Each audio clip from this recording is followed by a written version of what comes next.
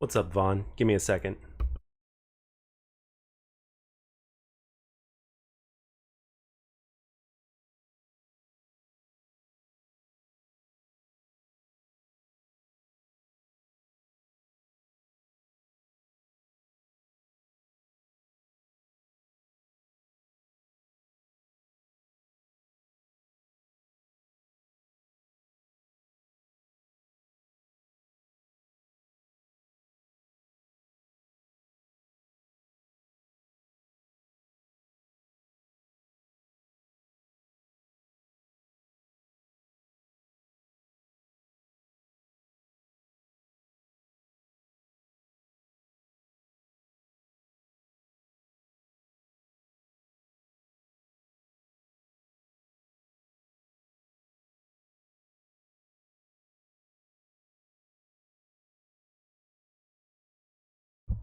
I'm doing all right. How are you?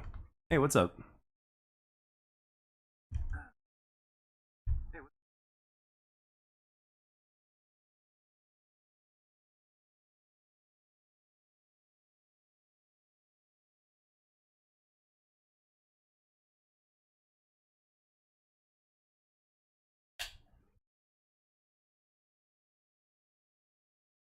All right.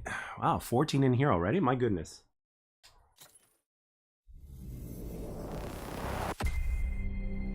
Then I watched on YouTube. It's true, 100% true. Then I go on to other ones like Occupied, and those are very sweaty. Got playing XDefiant on Black Ops 6 now. Cool. Cool. Yeah, in Team Deathmatch,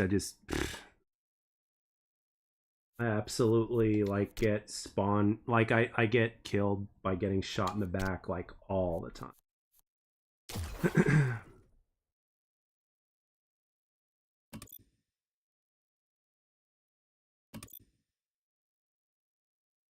What's up, Icarus?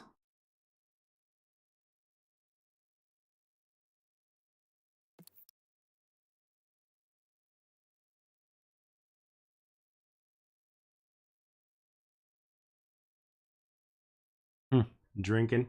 Nothing wrong with that. As long as you're safe, nothing wrong with that at all.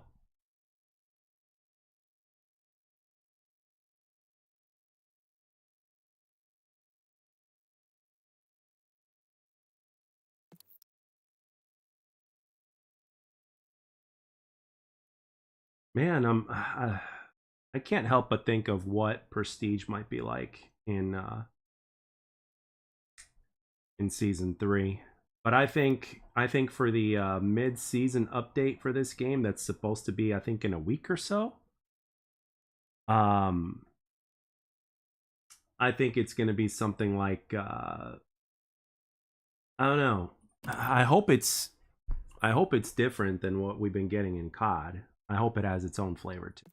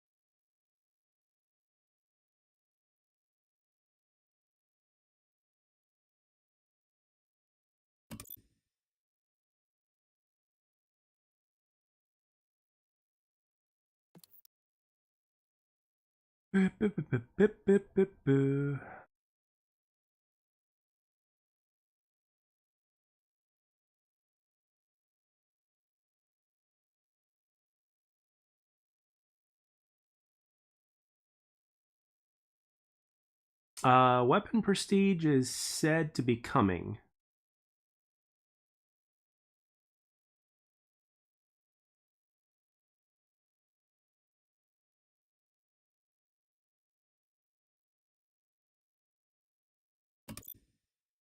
Okay, this is definitely a first. I've never had to wait this long to find players.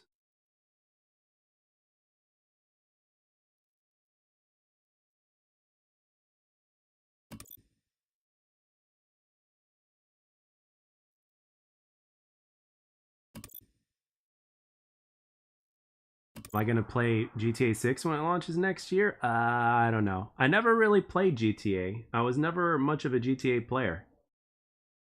So no, I'm a controller player.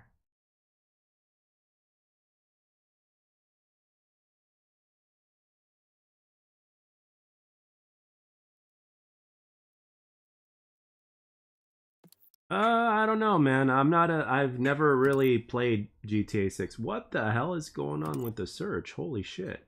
This is definitely a first. It hasn't been since launch when I haven't had this much trouble finding a game. Did I try Fragpunk's beta? No. It was closed, so no.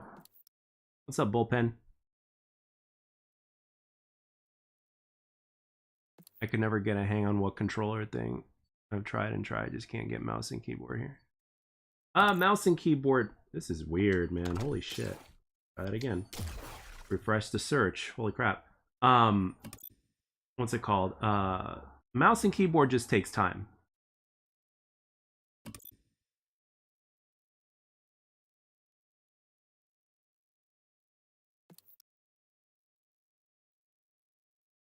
That's the thing. It really takes some time.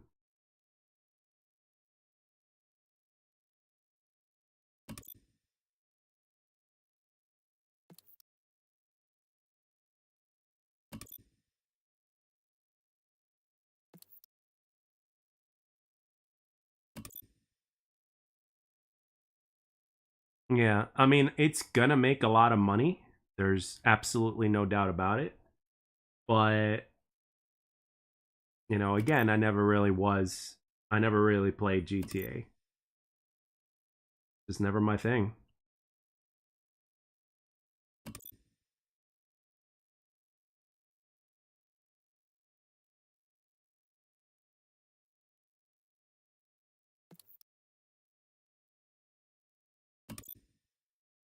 Really, that's interesting, Raymond.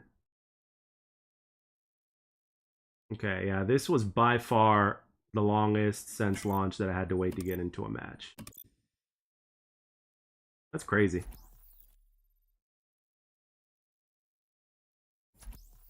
Go for random, please. I don't want air and space.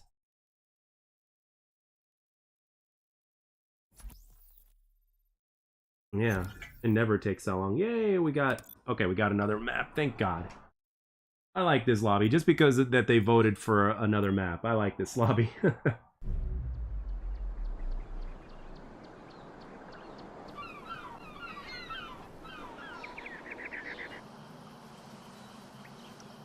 Yeah, no, why would I do that? I'm a controller player, dude.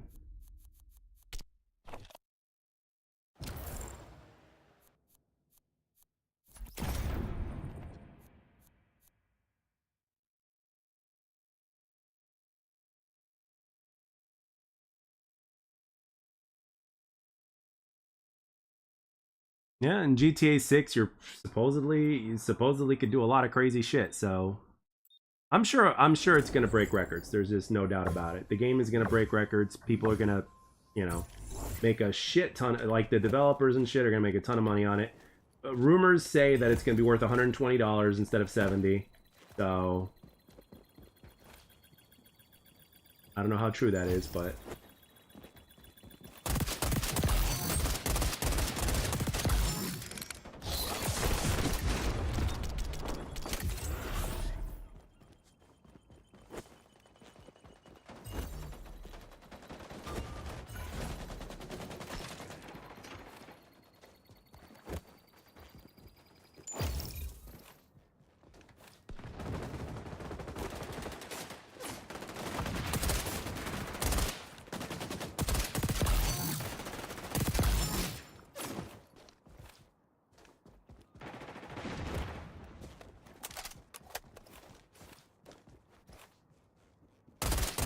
oh, I can't believe I missed that.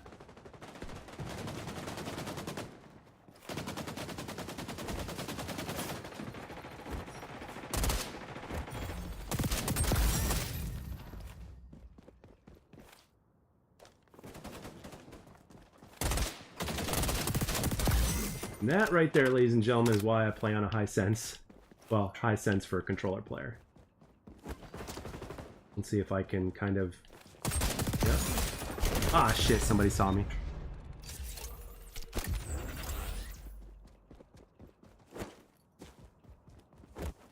$120 compared to $70? I mean, if I want the game, it doesn't matter unless it's ridiculous, but I don't want GTA, so... I mean, it'll be the first time in history where the default, you know, where the default price of a game would be worth 120 or something.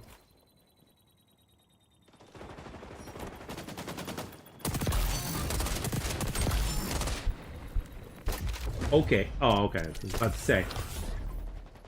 say, if that was desync, that was like damn serious. If that was desync, but not.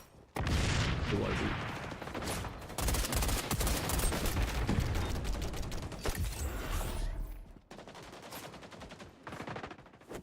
They both have advantages and disadvantages. I mean, if you've been playing on mouse and keyboard, and if you're used to it, I mean, it's... If you think about it, it is the way to play first-person shooters. I mean, originally first-person shooters started popping around during the old PC days, you know? So, and then they just kind of ported them to console, or consoles made, you know, their own versions and stuff, and then they introduced aim assist, and then, yeah.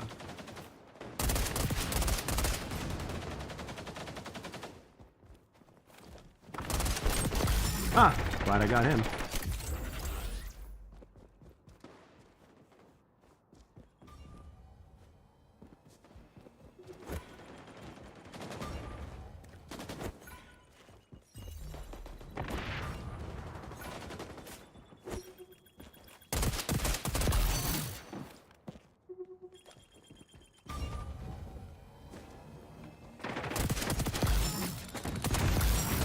Ooh. Ah.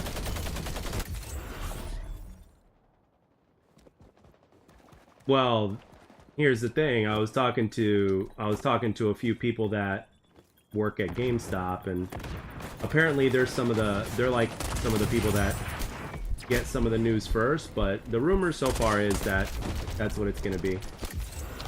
So, and they're like banking on it at this point, so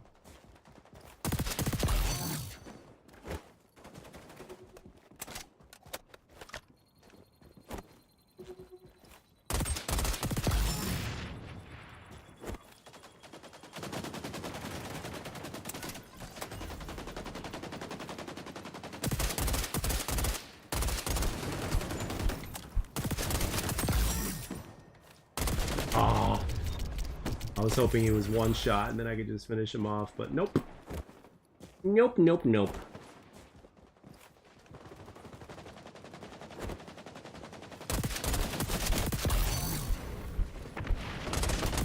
Oh. What's up, Nightfall? Will I ever do a camo grind? I mean, if you think about it, I mean, all it takes is kills. So, I mean, I've got the camo, but I'm just not gonna get them.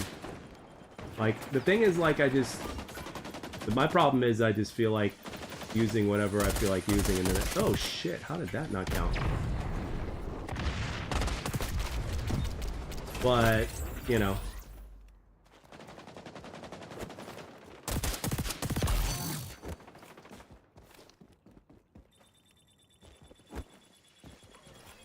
Camos just don't interest me all that much anymore. Let's get B. Oh, no contested. Okay. Yep, the legend of the Nightfall is here. You know what I just thought of right now? As I said, the legend of Nightfall is here. I thought of that cartoon Darkwing Duck. Are you guys familiar with Darkwing Duck? That was the shit from back in the day.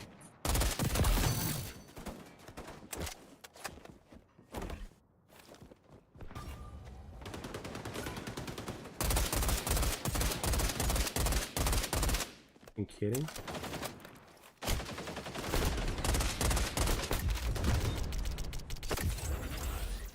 I know, right? They need to... What's up, V1 point, like, yeah, seriously, like Darkwing Duck was the shit. They used to have some kick-ass shows back in the day.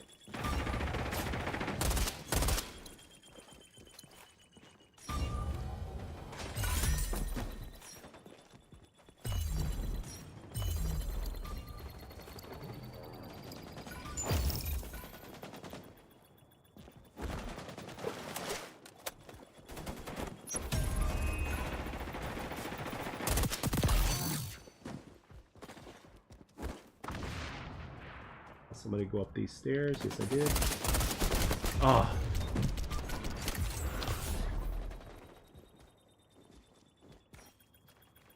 Yeah, well, it's kind of a newer setup. It's a little bit different than my, than the M16 setup I had previously, and this one's pretty much taken over because it just pulls up faster, so...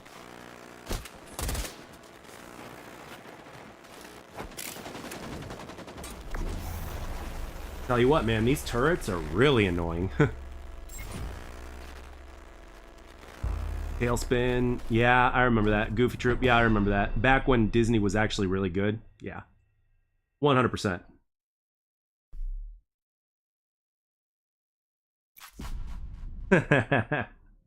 Yeah.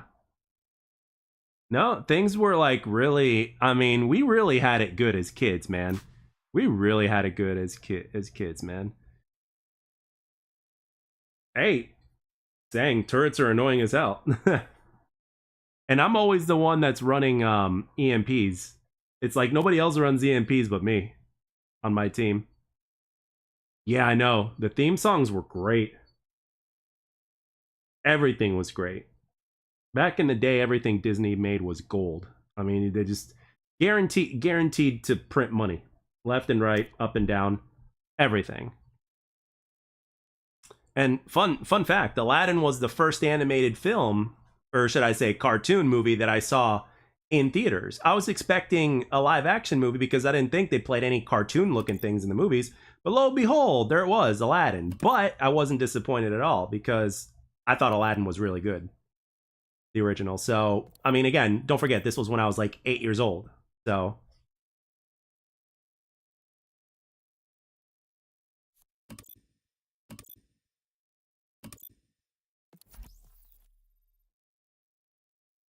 was just at Disneyland. It was a great time. Boatload of money for me and everybody else at Disneyland. Yeah, no, those places are guaranteed to make money. You know, you've got the experience, you've got food, and all that stuff. Oh, and I heard like Mario World is actually coming to Universal. So that is something.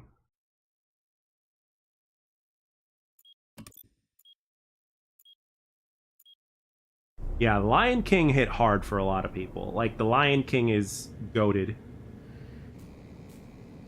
There's just too many freaking movies, man. It's really hard to, like, in terms of animated movie, there's too much. But I would say, I think Lion King is probably in most people's top 3. So...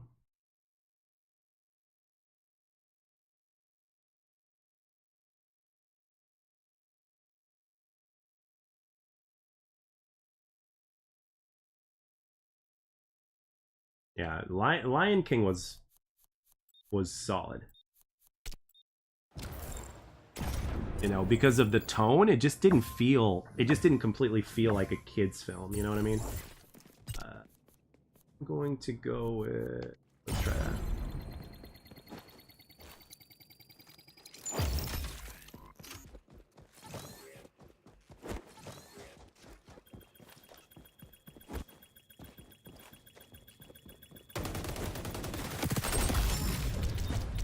Ooh, tell you what, man, if you can get your shots on, the MP5 actually hits pretty hard.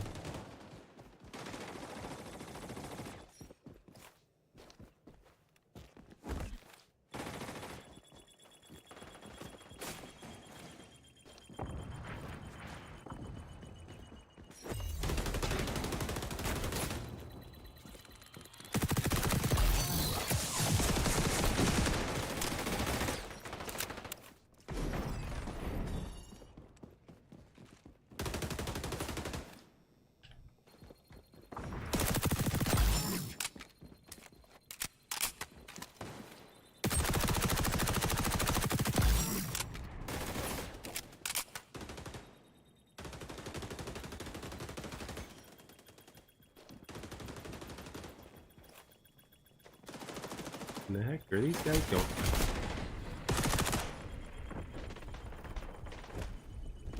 Damn it, somebody saw me.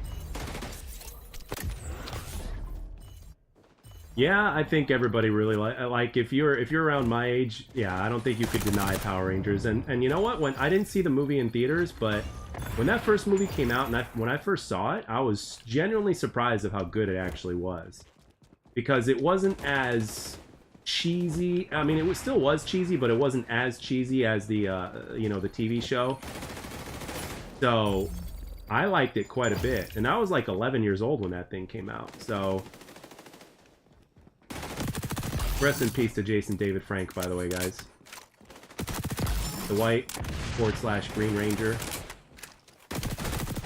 That guy was an inspiration to like so many people.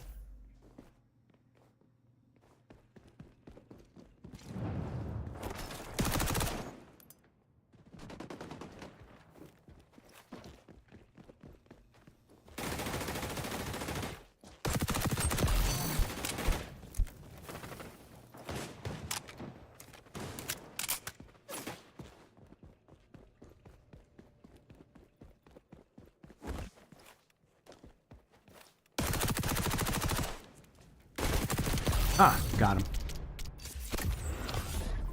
Going to my brother's house on Wednesday to watch the dogs 3 days. He's going out of town. He's going to trust nobody but me. Yeah, no. Dogs are family members, so...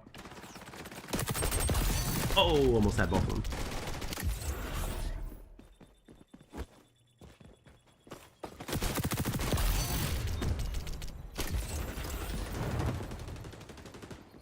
Not gonna lie, the MP5 is kind of fire.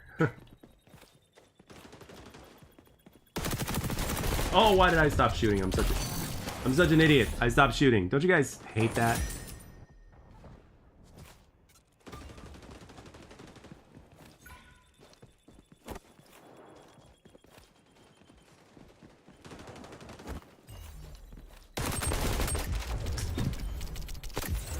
The P90.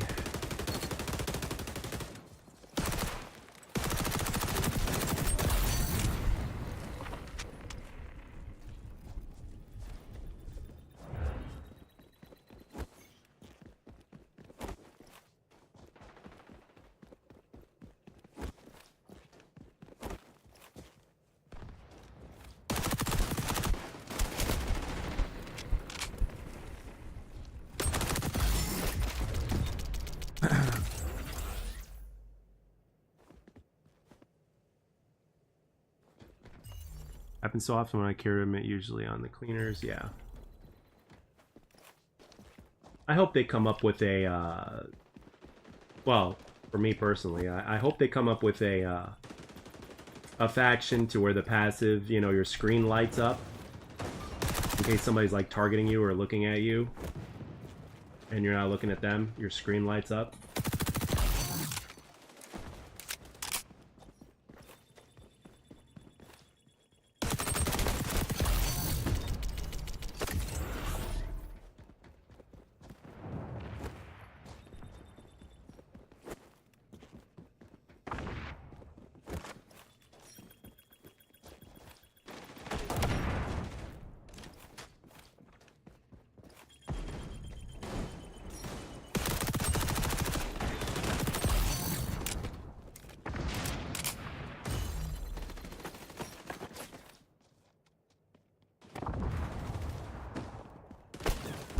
Wow, talk about desync, holy shit.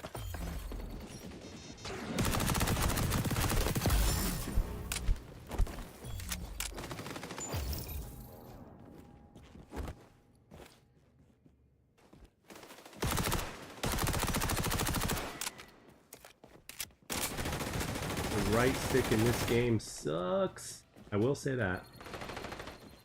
Especially if you're like looking down or something.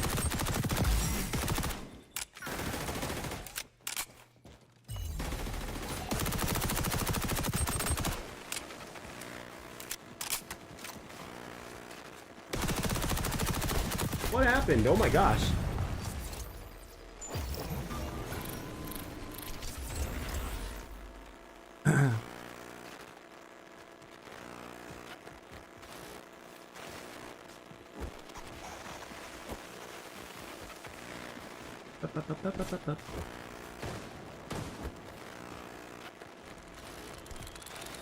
We go. No.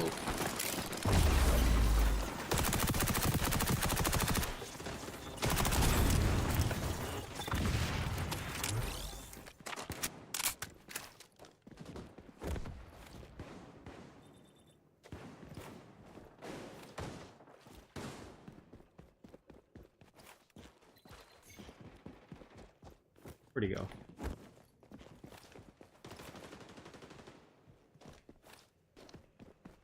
Over there.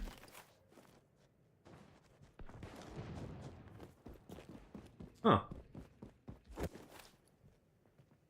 There's one. Always getting shot from somewhere.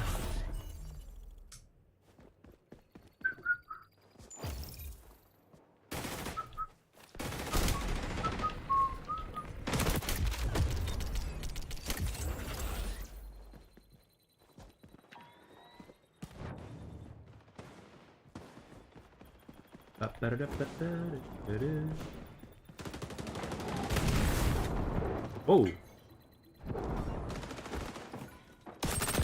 Okay, that guy's down. Oh shit. Oh, damn. Ah.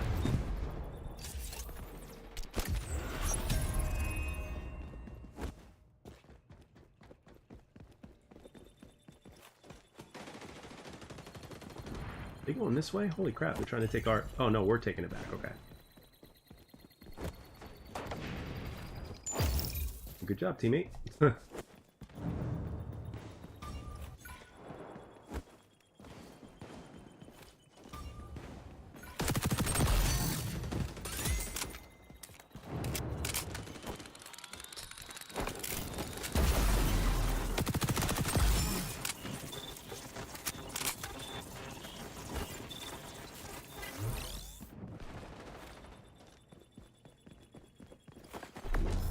There goes that.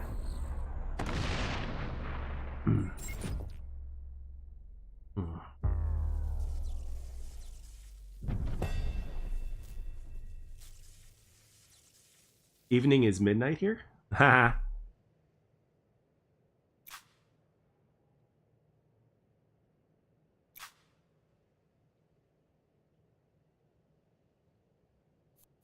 Yep.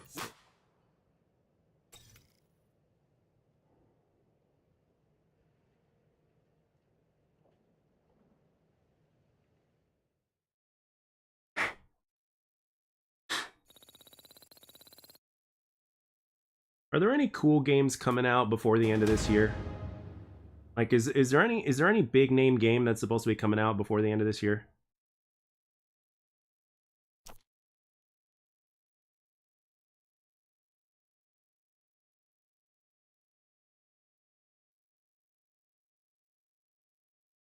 Huh, your brother got you Budweiser? Oh yeah, that's right. And over on the other side of the pond, it's a lot of people like that beer.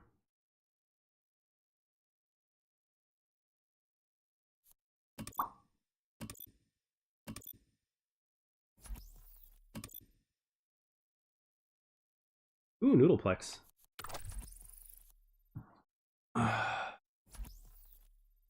Plasmophobia. Now, what about like, but nothing big?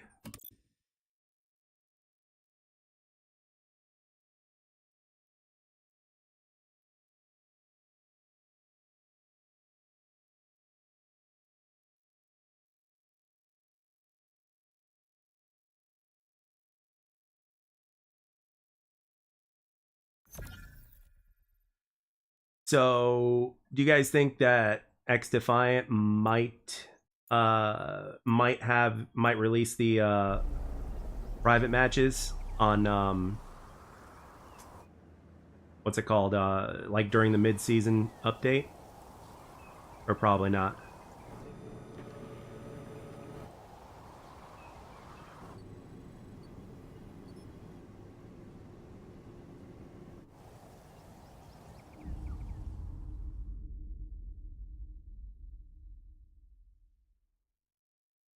Probably not. Maybe I say yes.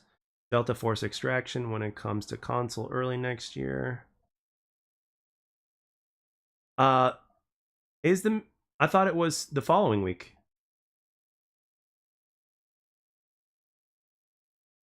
I thought next week. I thought next Wednesday was the mid-season update. Or do I have my dates wrong?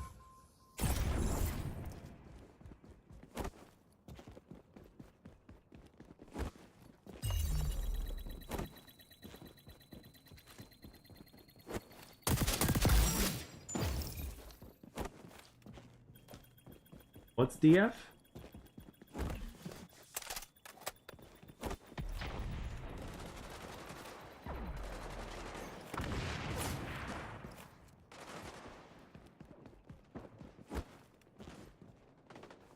Oh, there's a patch this Wednesday?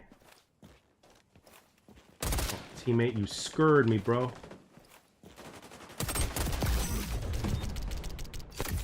Oh, Delta Force. Okay, gotcha.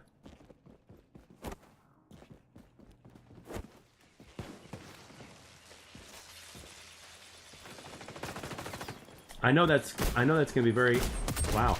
I know that's gonna be very similar to Battlefield for sure.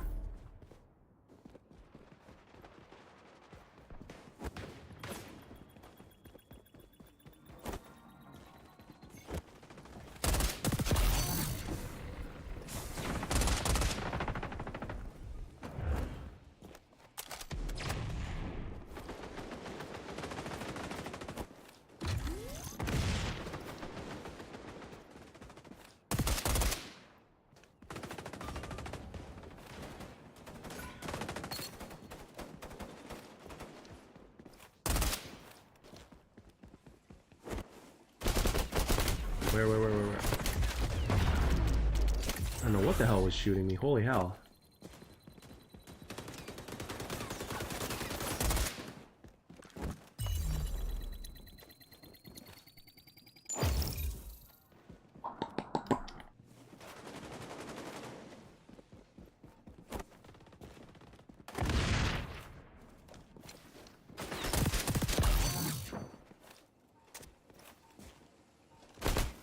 Where am I getting shot from? What the hell? Oh. This annoying thing.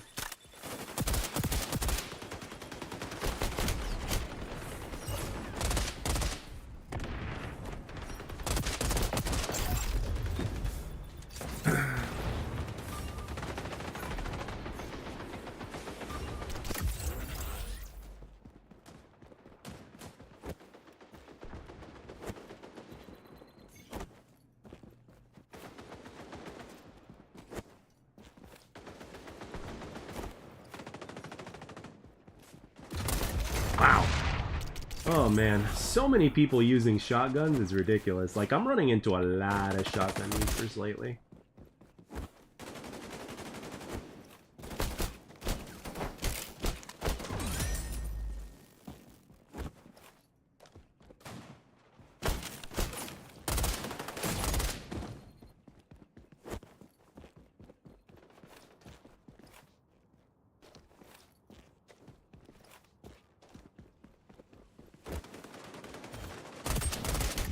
Another... What? Oh, okay, that was another shotgun. Holy hell.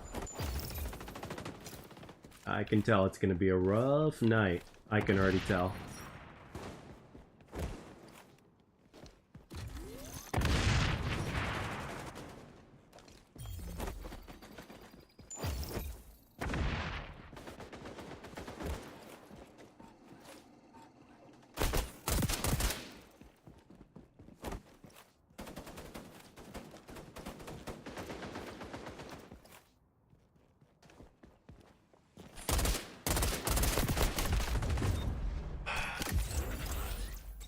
Yep, I'm the worst player on my team. Go figure.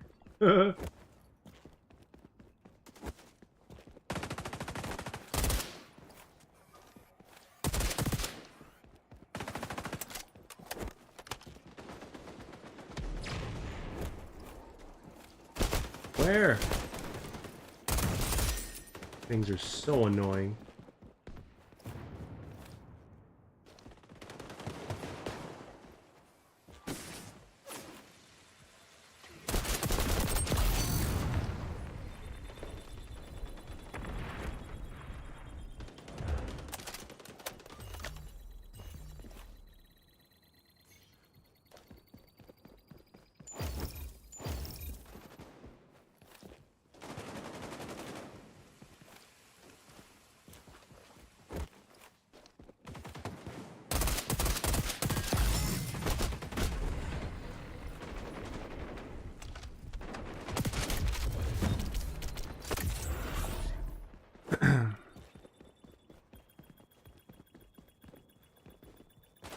Fight against a guy never heard of him either.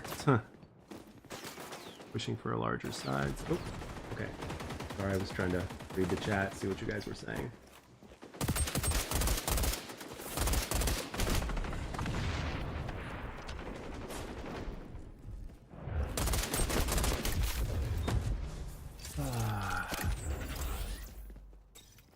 Oh yeah. Definitely gonna be a rough night.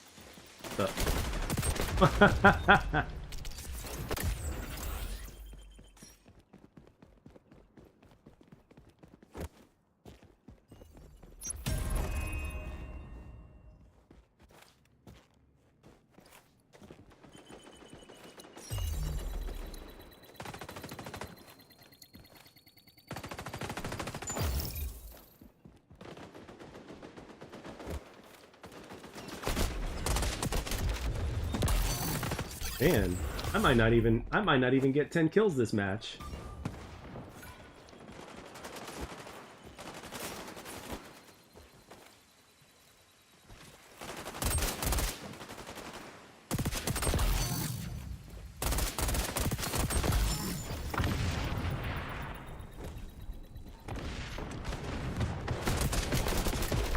Of course.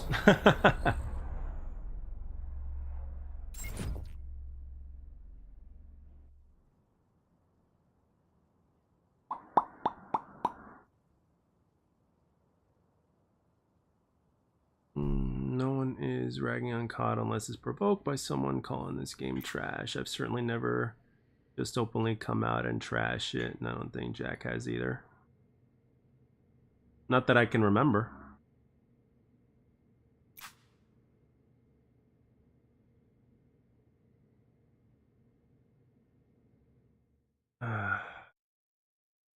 You know, don't speak for everybody in the community, Barrier. You know, if XDefiant kicks the bucket, you know, it's not because of COD fans.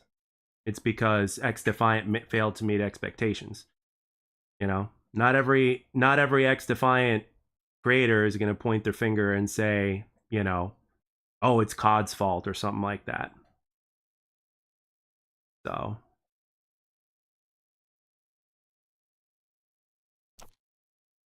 I'm sure a few content creators will, but how do I fix aim assist? What do you mean?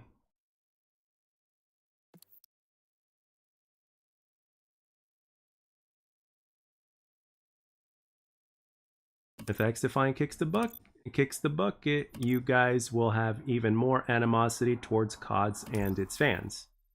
You said it right there, Barrier.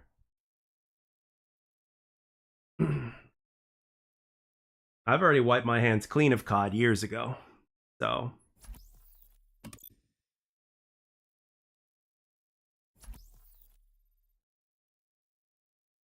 Like, scroll up right here. So make sure you're a little bit more clear on that, Barrier, because, you know, if you scroll up, you'll see what you said, you know? It says, because if XDefiant kicks the bucket, you guys will have even more animosity towards COD and its fans. And it's like, don't speak for everyone. Not everyone's like that. Oh yeah, if XDefiant kicks the bucket, it's 100% Ubisoft's fault. Ubisoft has already made a handful of like amateur mistakes when it comes to this game. So, nah, I don't make COD videos anymore, man. I've already done that shit.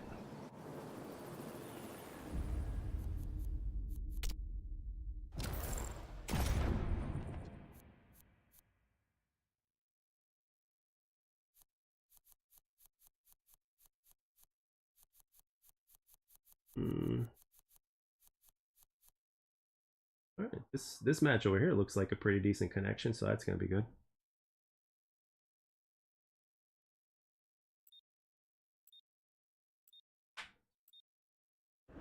Like, if XDefiant kicks the bucket, I will probably just focus on my second channel. That's what I'm probably gonna do.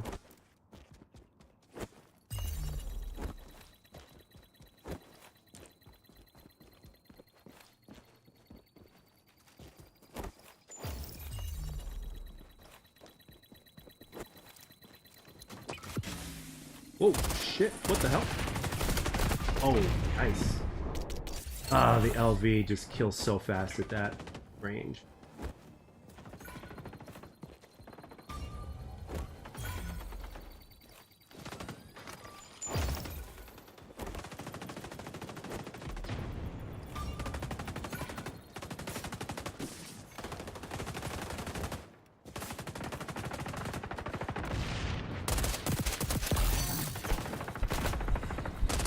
Oh, William.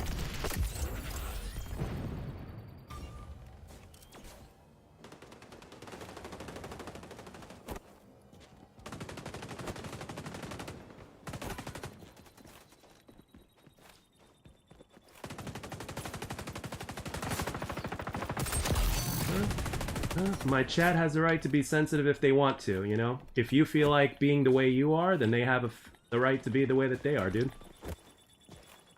You know, when you go into somebody's chat and you say you guys, who else are you talking about? You know?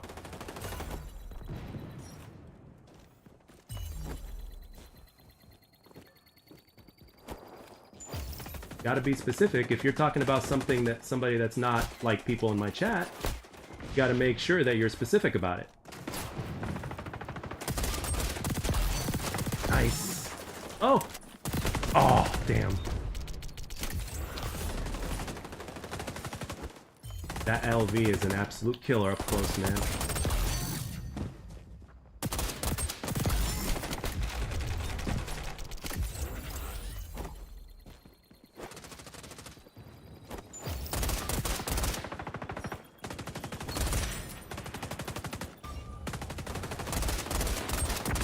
Let's go. Oh.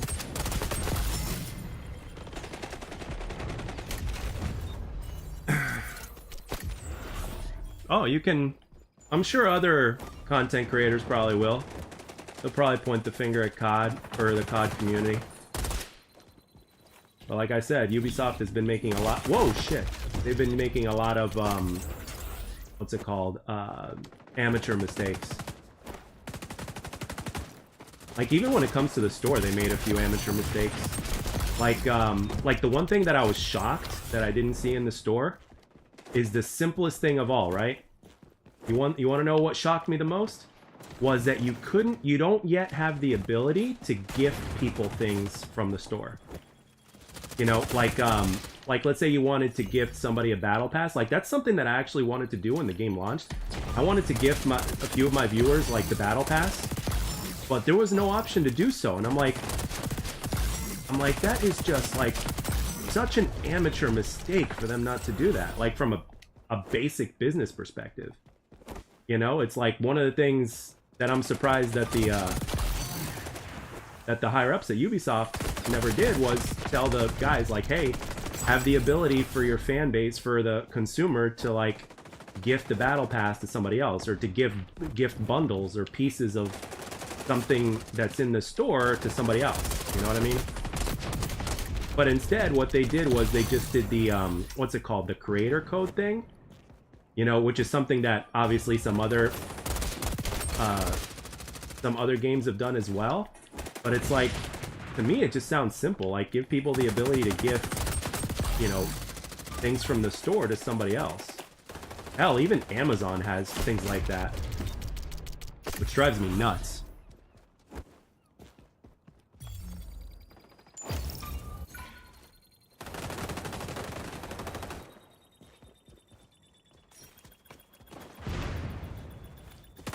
Yeah, I know. I don't like the ultimate. That's the thing.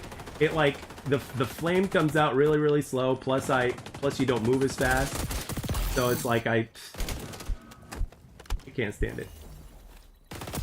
I wish we could mix and match. The only ultimate I actually like in this game is the Echelon's one-shot kill pistol, and sometimes it doesn't even kill in one shot. But I don't know if that's because of the Phantom.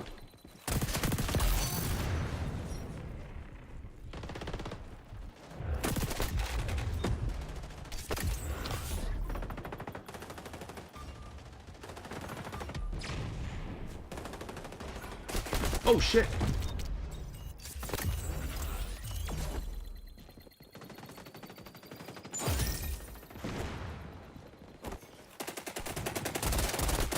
Oh, I got killed by the Super Soaker. That thing should have water bullets.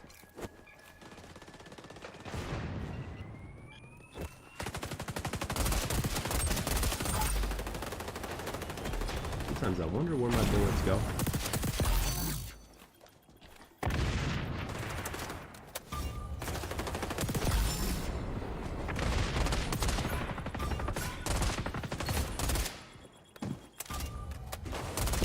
Damn it! That guy just Batman me.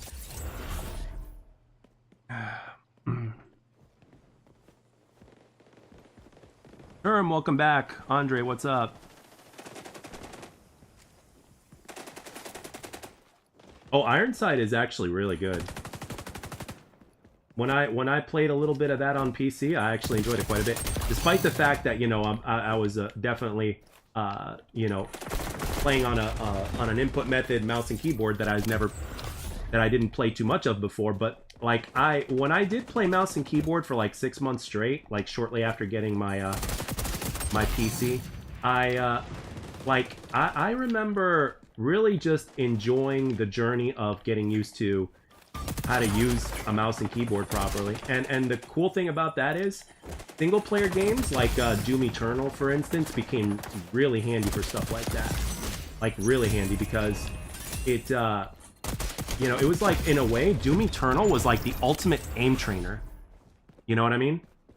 Like Doom Eternal was like, if you were a beginner mouse and keyboard player, and if you played Doom Eternal's campaign, like if you got through it, you would be like better, you know, overall than when you first started, you know?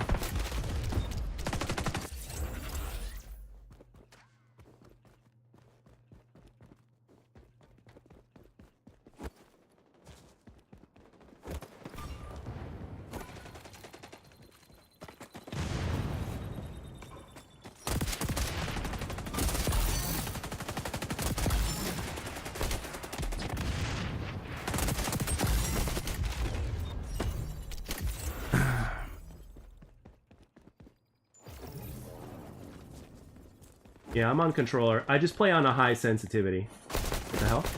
Oh wow, that guy came out. That guy shot me from nowhere.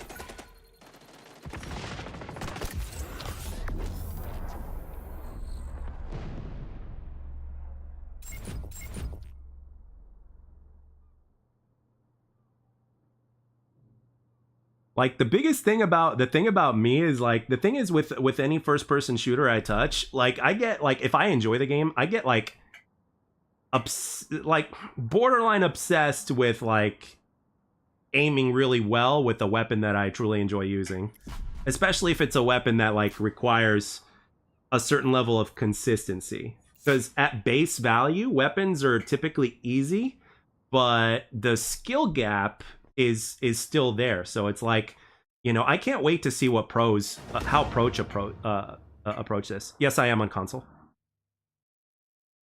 Like I'm very like, you know, I'm very curious to how pros are going to handle the weapons in this game. Like, is the M16 going to be meta? Is the ACR going to be meta? Like, what's going to be the meta? And of course, you know, seeing them play the way they play, it's always a marvel to watch, you know, because those guys like playing 8 to 12 hours a day is just insane. And then all the strategies and stuff like that, like I can't wait for that. Like for one, I'm excited, you know, this game makes it to year 2. I mean, I want to see what the pro scene's gonna look like, I'm not gonna lie. Like, and that's you know what's weird about that, guys? Like even when I was playing Call of Duty, it was the same thing. Like with, let's say, where do we start with let's say Black Ops 2, right? With Black Ops 2, I was really obsessed with the AN-94. I loved that gun. I loved it with a capital L, right? So, and then hi Laura, and then with the submachine guns, obviously you had the weapons like the MSMC. For Modern Warfare 3, you had the MP7. With what else? What else? M16 was banned from scrims once released. Really? M16 was banned? Damn. And I'm using a nerfed version of it. But why was it banned though? Like, because in Black Ops 2, the M8 killed faster. In competitive COD 4, the M16 was even more powerful than this one. In what else? What was the other one? The MSBS, obviously, in Ghost was banned. They didn't use that. They did not use the MSBS. I remember that specifically. That gun was broken when it first came out, and it was still broken after they nerfed it, but just not as broken.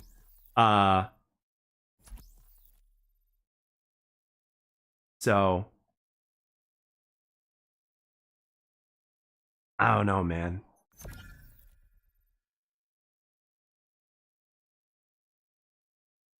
Like, I really am curious as to how the pro scene's going to play out. I'm not going to lie. And I'm wondering if there's anybody that's going to be coming over to XDefiant from COD. I don't know. XMC, the Cordite. Yeah, I love the Cordite in Black Ops 4. I was a Cordite addict in Black Ops 4. But I liked, what did I like? In Black Ops 3, I was a Cuda guy. I loved the Cuda. And Black Ops 3 pissed me off because they nerfed the stock attachment and you weren't, strafing as fast.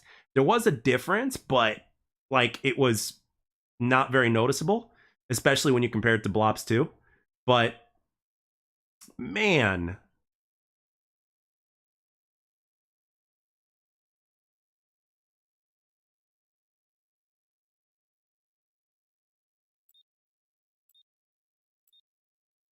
like there's, I mean, that's the interesting thing though. With so many things that could be broken, like it's like, how do you actually, in an arcade shooter, how do you actually achieve balance, because it's never, there's always gonna be something.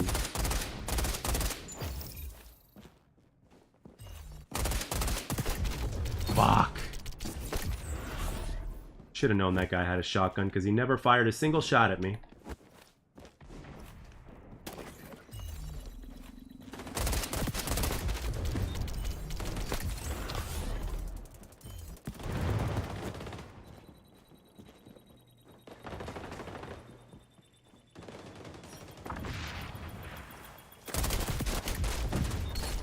I am just getting melted right now. Well, I am on a central server, so there's that.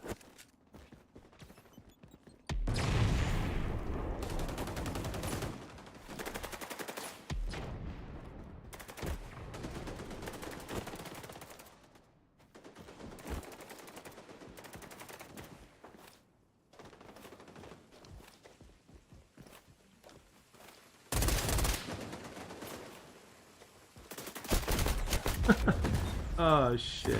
I have yet to get a kill.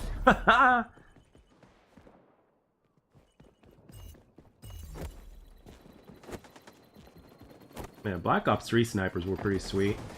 You can tell, like, people, you had to really get some skill to use those.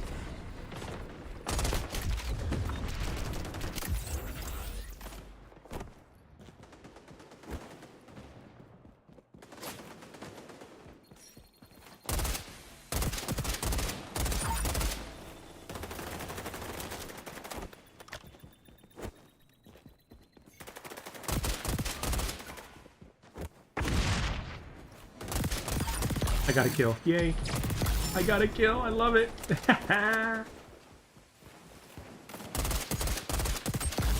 Oh my gosh, I'm getting kills. I love it.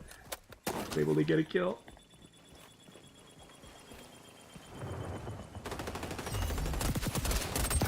Oh, you buddy.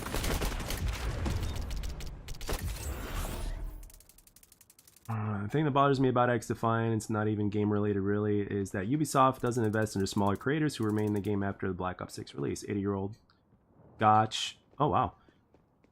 Everyone's crying about SBMM being too hard. Play with every single one they were. Let's see. What's up, Richards? Growing Pains. Just got home from work and now doing a poo. First time watching your stream. So nice first impression. Thank you. Appreciate the kind words, and I hope you are enjoying your poo. Here's an interesting thing, guys. Okay, seriously, everybody in the chat, seriously, why do they call it taking a poo when you're, you know, letting go of the poo? Like, you know, you guys ever think of that? Like, why do they call it taking? Like, can somebody please explain that to me from a logical sense? Like, you know, I mean, all right, Vaughn, enjoy, man.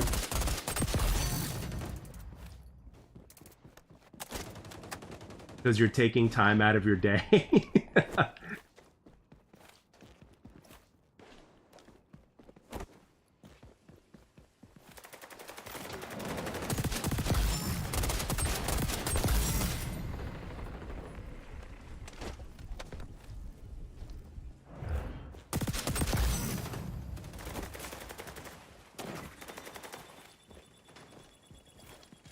Damn it. Just bad translation. These are the questions I come here for.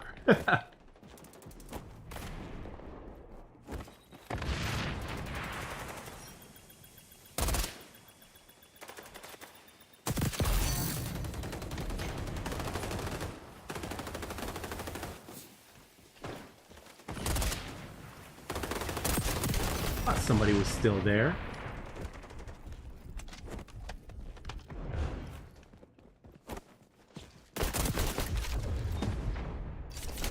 Because you're taken out of your ass.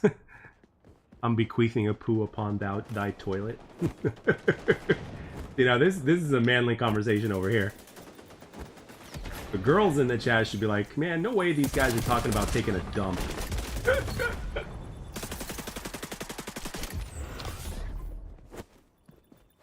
I'll tell you what though. I'll tell you one thing about women, guys. Let me tell you. As much as they may be disgusted by a subject such as this, there's no denying that women are better at taking a dump than we are.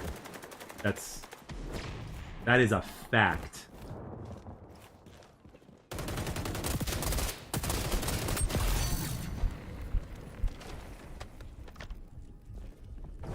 Oh, he saw me. Shit.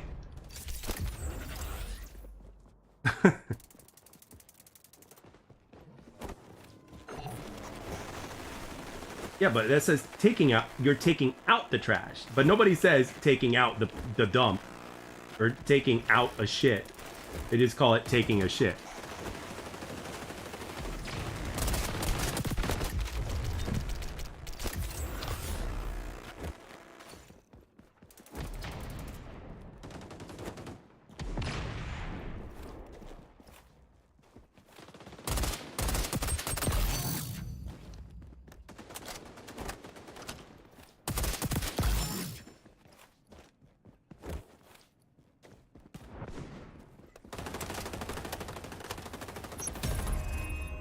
Where?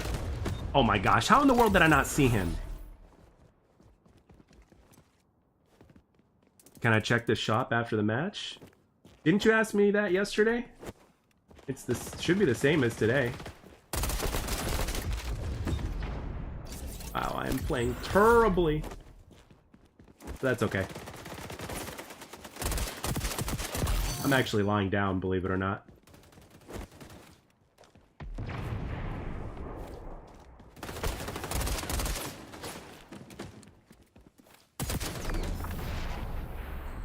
My wife and daughter hate me having a dump on the door wide open and joining in a conversation. Yeah, that's definitely one of the things that men do that women don't. We keep the door open sometimes. That's actually funny. Women are ninjas. Well, I don't know, man. If you actually ever hear a woman like fart big time, first it's gonna be like the funniest thing you've ever heard, and then another day and then it's gonna be like, holy crap, I can't believe this scent came out of a person's ass. You know, they're I mean they're worse at it than we are, dude. No woman will ever admit it, but it's true. There's the store, pretty much same as yesterday.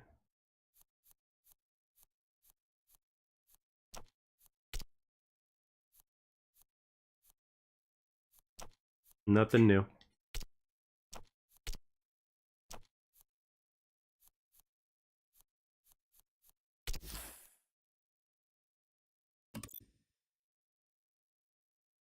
Crazy how Jack probably has Game Pass and still doesn't even want to touch Black Ops 6 at all. Nope. As a matter of fact, I got Game Pass. I actually got Game Pass because I wanted to try out Valorant, and I did. And I mean, I would have to spend more time on it, but I didn't have as much fun as I thought I would. Let me rephrase. I didn't like it as much as I thought I'd like it. There you go. Once my girl got comfortable in the relationship, she got more gnarly than I am. LOL. Yeah, of course, Icarus. This is, New bundles should be in the shop tomorrow around 8 p.m. Seen leaks of packs of lanterns, jack-o'-lanterns. Okay.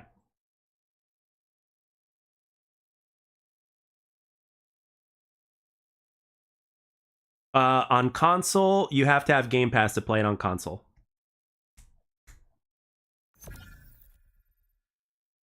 At least that's the only option I was given as far as Xbox is concerned.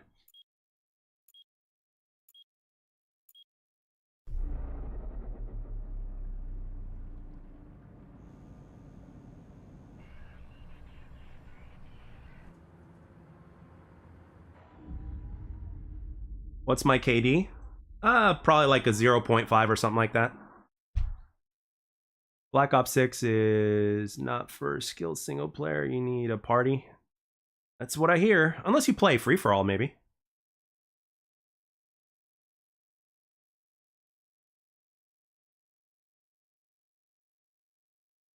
I have a PC. I just haven't. I was just wanted to trying it out. I just wanted to try it out on console.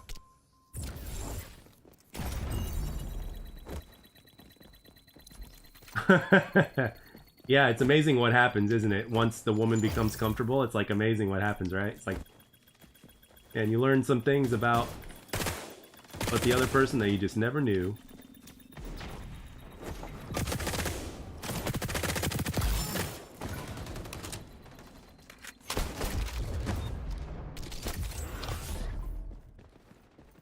All right, Raymond, you be good, man. Thanks for stopping by, brother.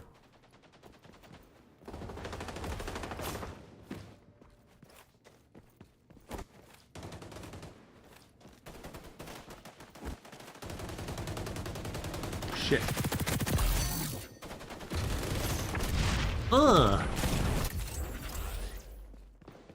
Because this is simple, and I don't want to go through all the PC shenanigans and all that stuff, and...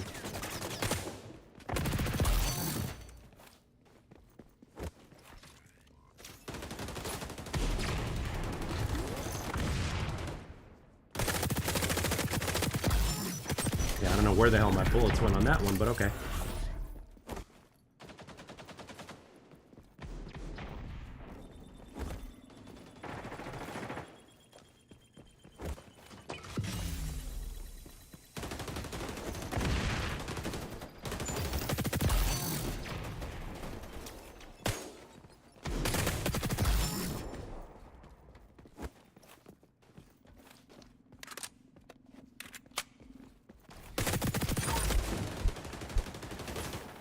Some of these gamer tags are hilarious.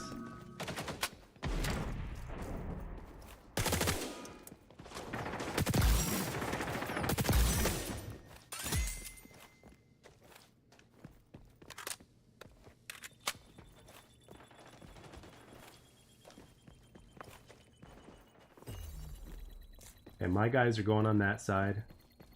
I'm guessing the bad guys might be coming from here then. Don't triple cap, guys. Ugh. Teammates.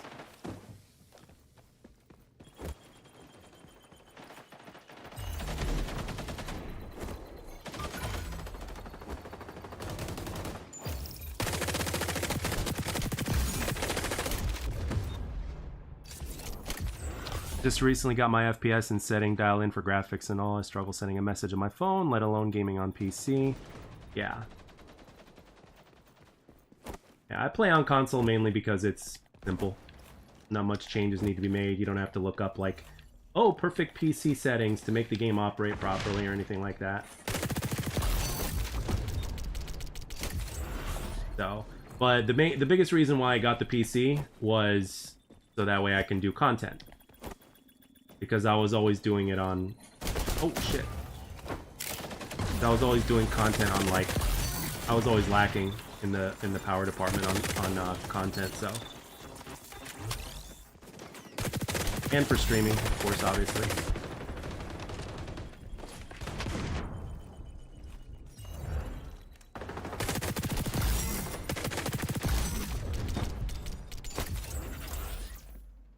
Yeah.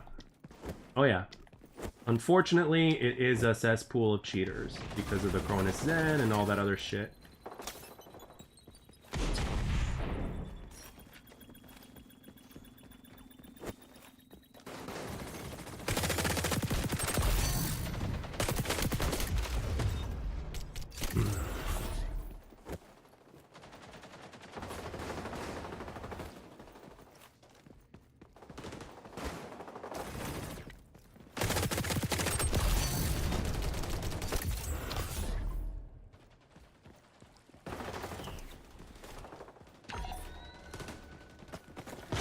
Right now you can actually, for like $1,200 or so, you can get a pretty nice rig. You can get some pretty good specs on a PC if you, you know, if you get something now, especially where the tech is now. And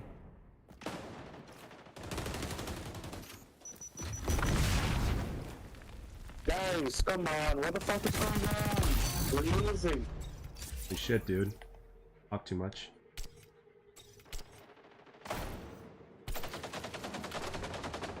Why in the world is this? Thank you.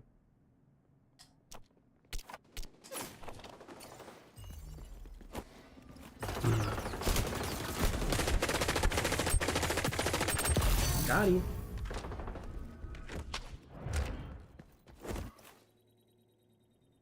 I want to go that way.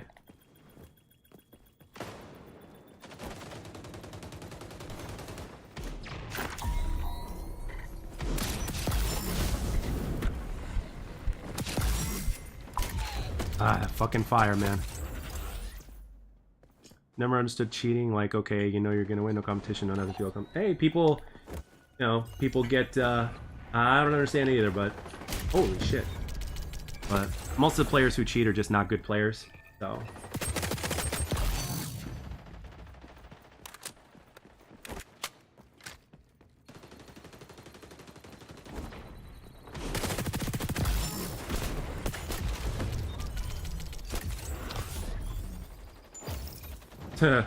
Yeah.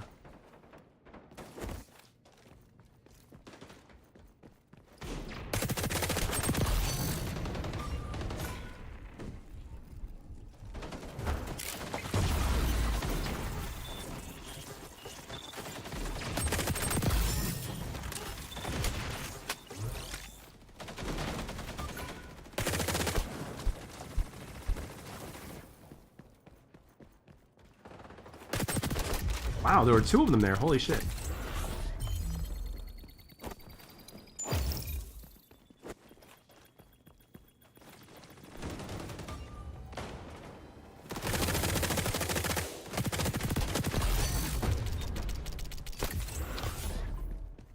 Oh, that too. Or they're trying to get internet famous.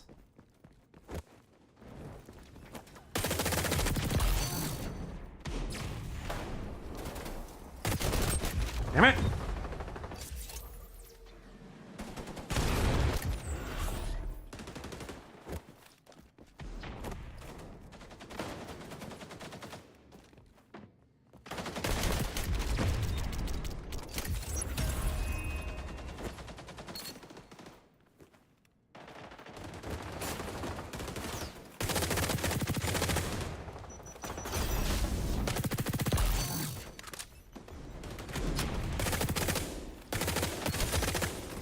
barely saw that guy.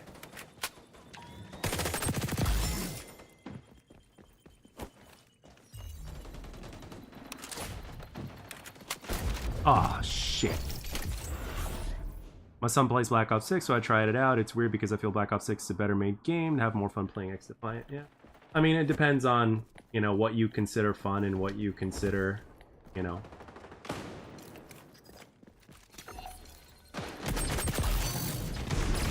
Like, the biggest thing is ease of access. Good night, Laura. Enjoy your Halloween. Still a couple days away, but yeah. I usually like was YouTubers get nukes and high kills. Now I prefer to see great comeback and vengeance.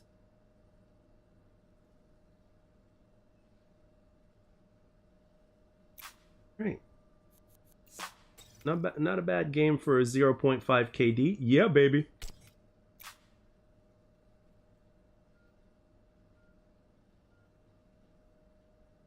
By the way, anybody in chat that might have noticed by now, if anybody comes into chat and basically asks me what my KD is, I'm always going to give a bullshit answer. Because quite frankly, the combat record is busted in this thing. It's not accurate. It's not recording stats properly. So I don't even know what my KD is.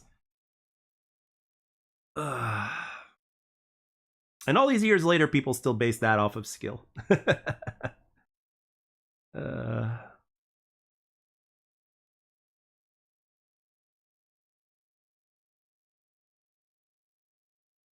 Yeah, kind of reminds me of a diesel engine barrier. You know, it takes a while for it to get going, but once it does.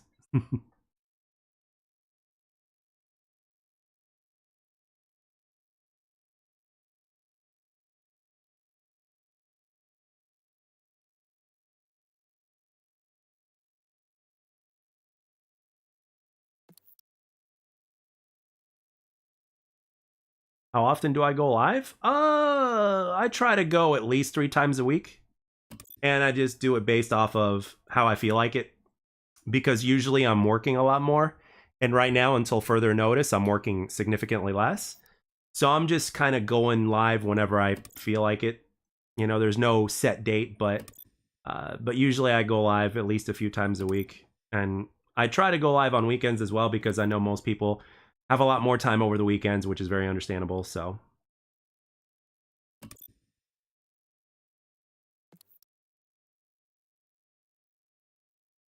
some of my best FPS I saved was matches and YouTubers making incredible comebacks.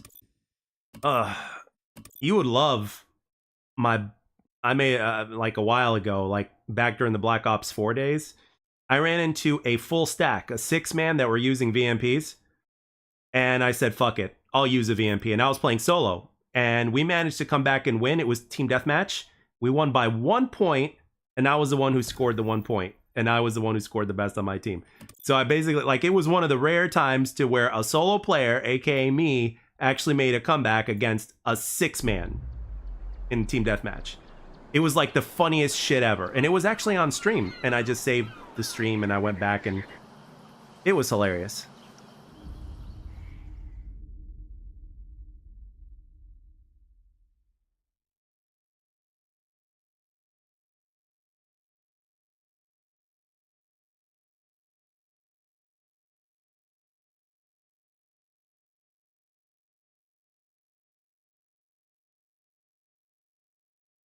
Yeah.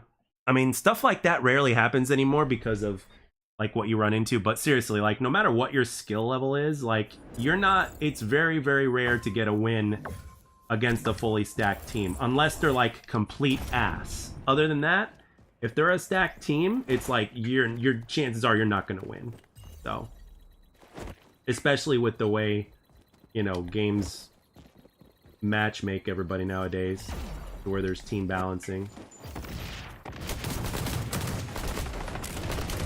Should have known there was a guy over there.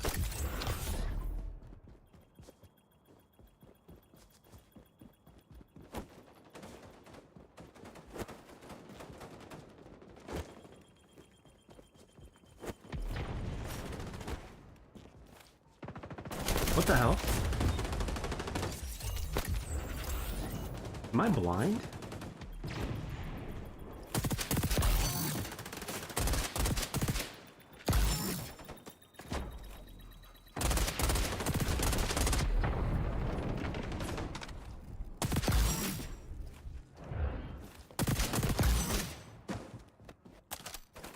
Hey guys, I just got rid of all of them. Come on.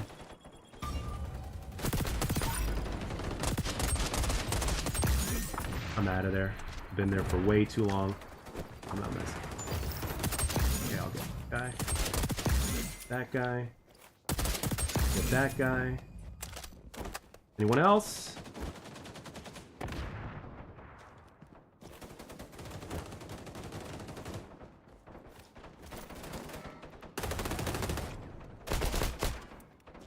Of course, he's over there.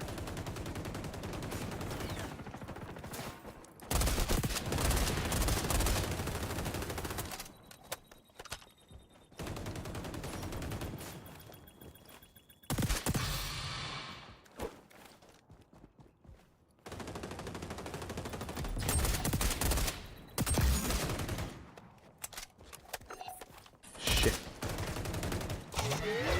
Damn.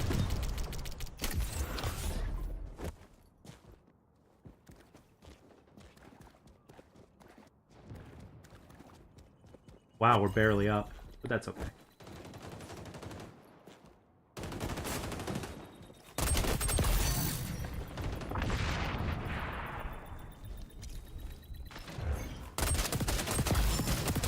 Oh, damn.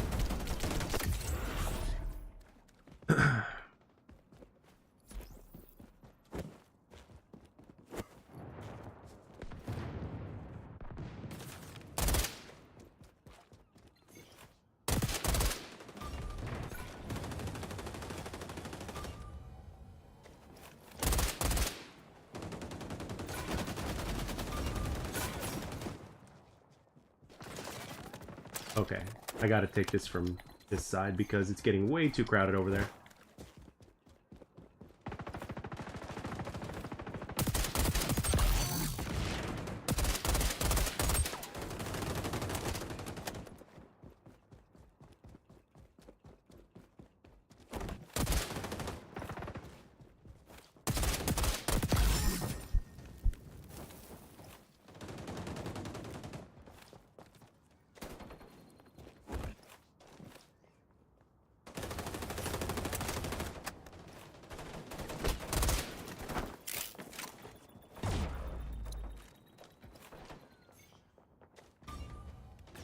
No!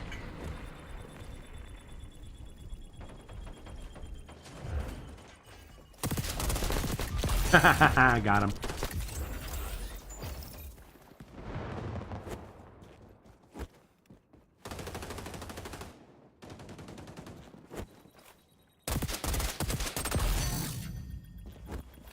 It's like some of the worst times you can get shot too. It's like you're climbing up something and then somebody shoots you in the back.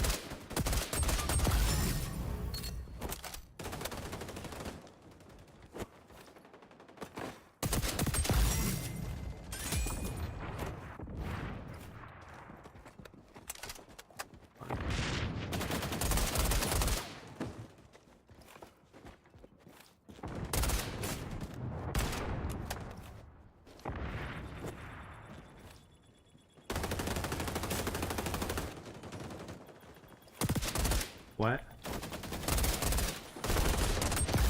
Thank you.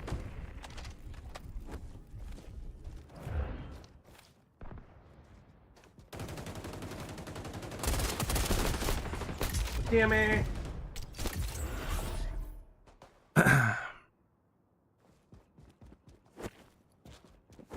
Every time somebody says dude, it reminds me of Michelangelo from Ninja Turtles. Without fail. Or those guys, or the bad guys from Three Ninjas, because they kept on saying dude.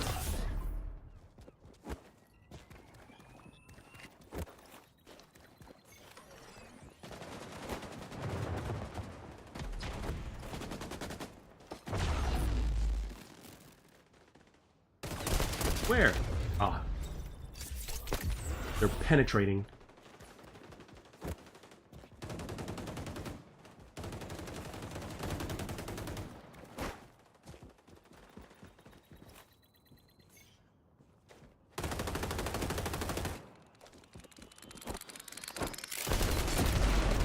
Fucking spider bots, man.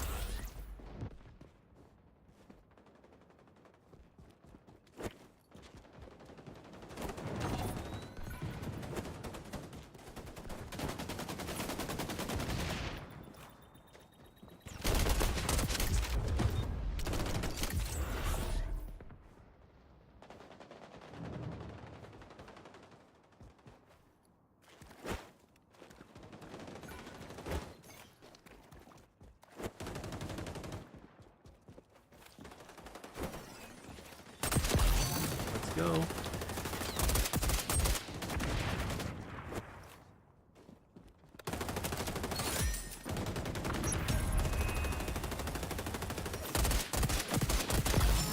Oh!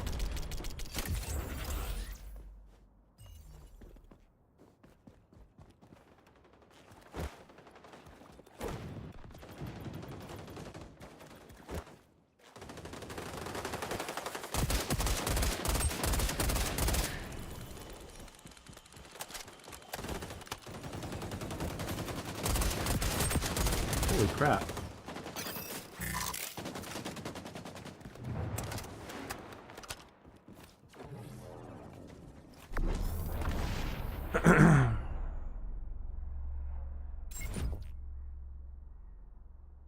Are we talking about snakes on a plane right now? I saw snakes.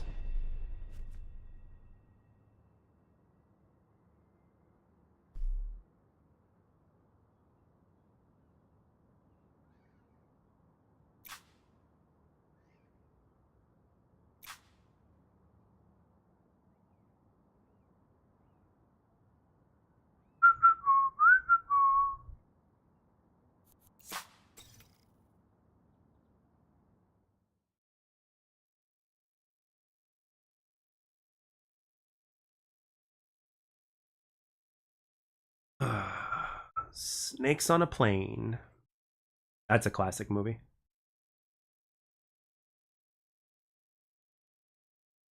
Boom, boom, boom.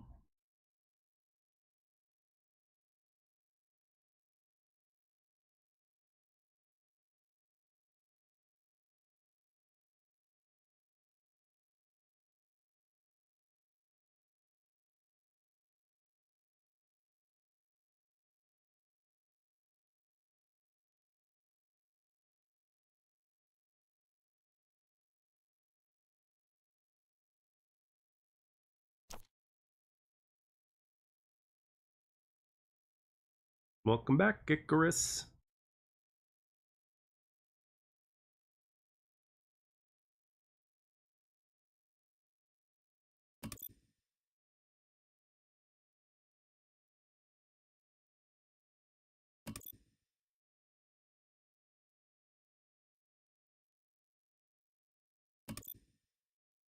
Yeah, but I was referring to those three dudes in the first movie that were trying to kidnap them. They kept on saying dude. Like, dudes.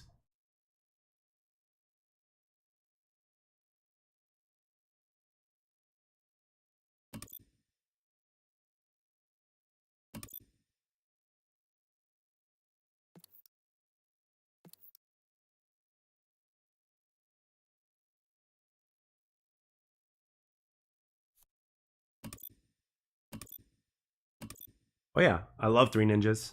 The first two movies specifically, I think, were good. The third one was meh. But the cool thing about the third one is that they had the original three kids that were in the first movie reprising the roles. In the second one, where they went to Japan, only one of the three reprised the roles.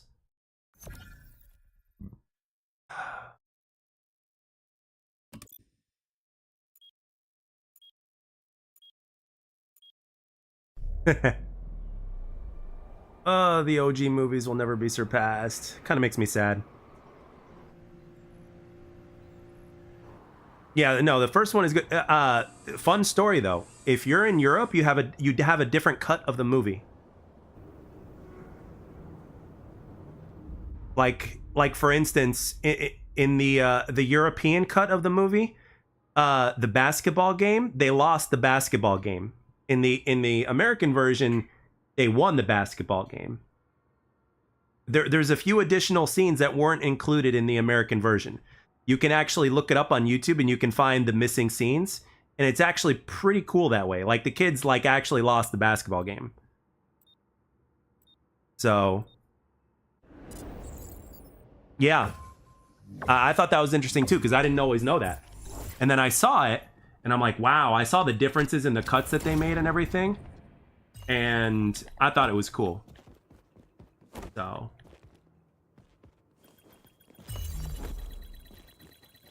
yeah, Snyder tried to kidnap them, and they sent 3 dudes that kept on saying, dude.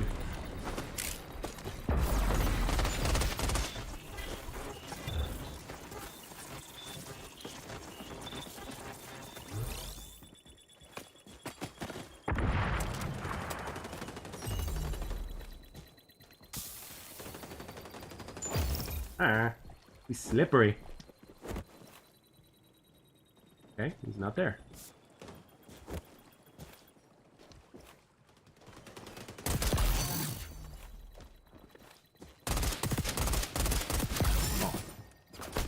Lousy. Idle Hands? Oh, Idle Hands is amazing. Can you see it on YouTube, or what streaming service is it on? Or do you have it on DVD?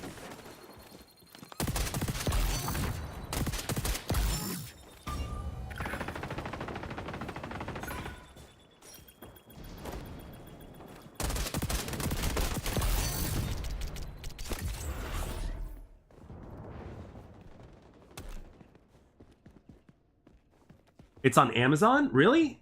Amazon? Oh, Prime Video? Idle Hands? Oh, I'm so gonna watch that after stream. Idle Hands is a classic, bro. And who was the hot chick in that movie? Was it... Who was the chick in that movie? Was it Jennifer Love Hewitt? I don't remember.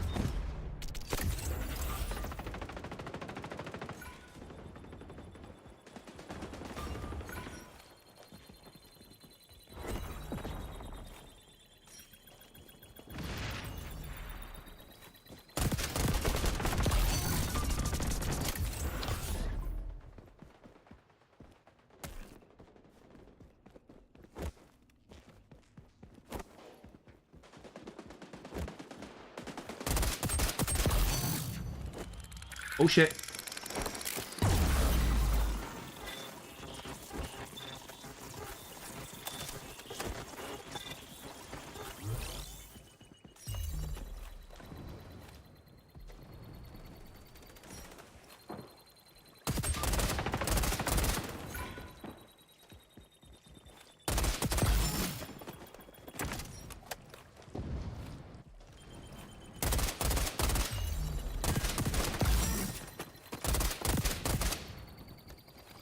Oh, got him.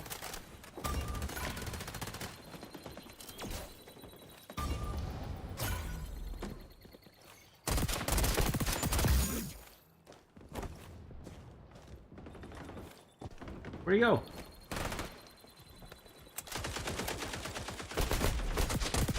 Damn.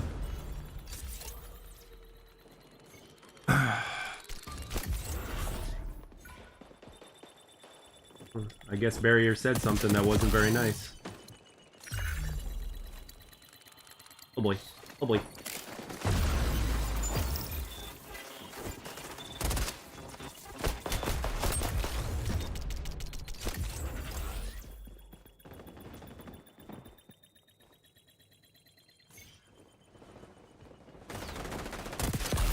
What's it called?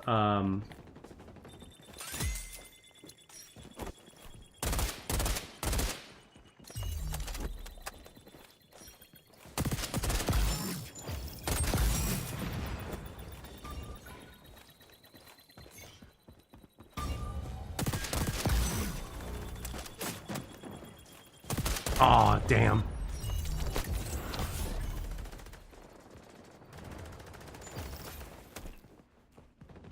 Dude, I can't believe Idle Hands is actually on Amazon Prime right now. Ugh. And I didn't even know about it.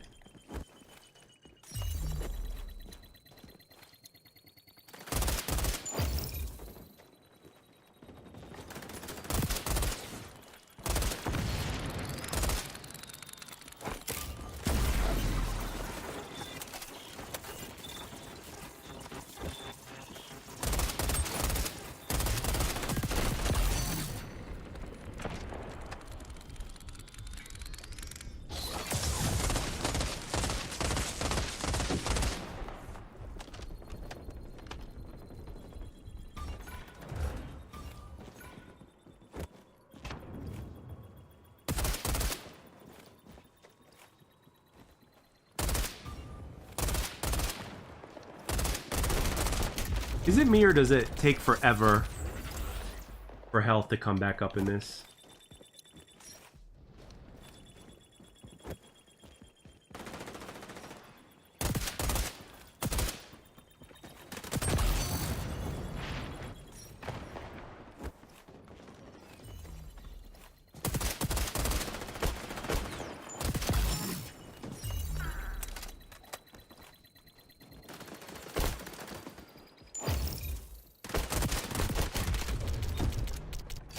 This health takes a while. Yeah, health does take forever. Like, I seriously think the Biovegan boost needs a freaking buff, man.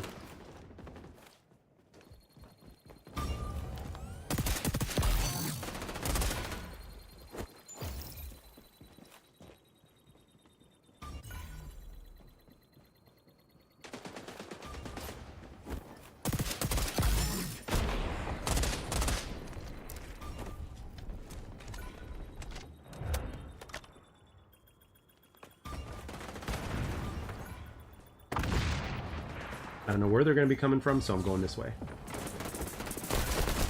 Ah, and I fucked up my aim.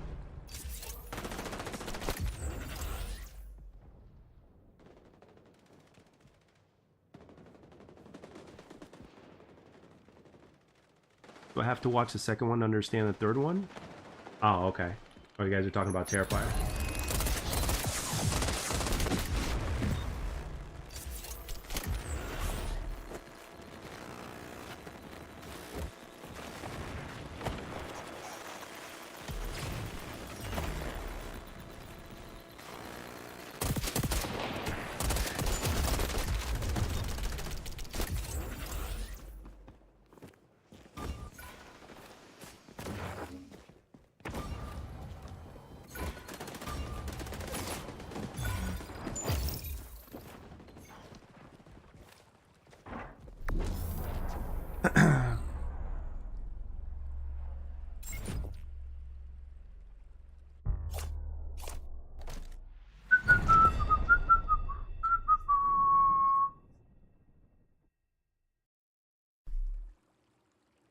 You guys, if you guys want to see a cool classic horror movie, it's called Killer Clowns from Outer Space.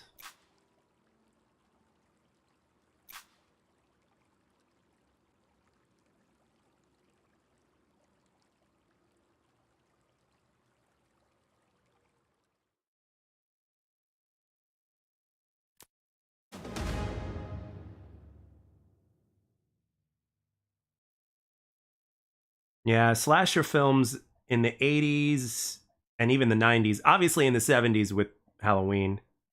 That was another thing. He went into your chat the other night and was very rude and saying racist things. Really? And then followed you on Discord?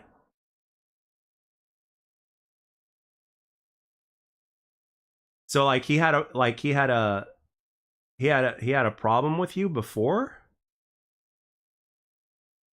Like he had a what's it called? He had a problem with you before like on here?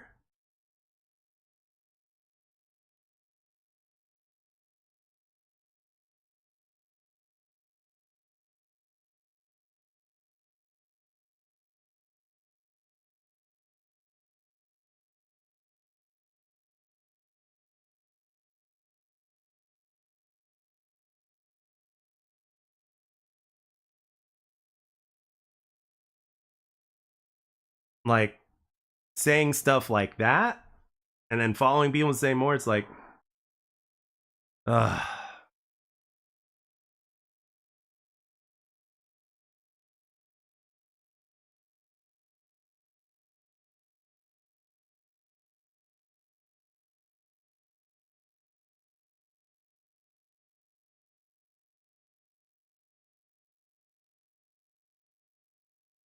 He came into your stream and asked if you were playing Black Ops 6. When I gave my opinion on it, he just went off. Oh, he's one of those.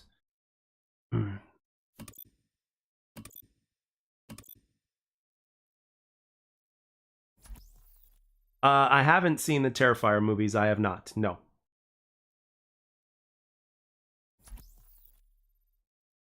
Yep, and Admiral Alyssa is not having it today.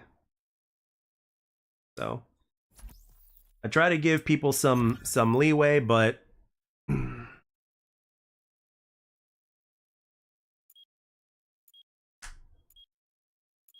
yeah.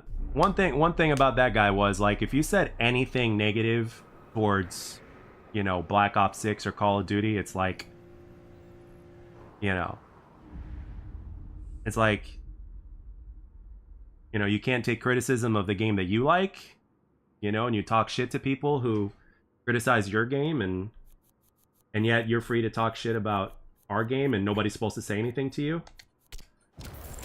So I always try to walk the fine line and give a lot of people a chance, but nah, I'm good. No Terrifier for me.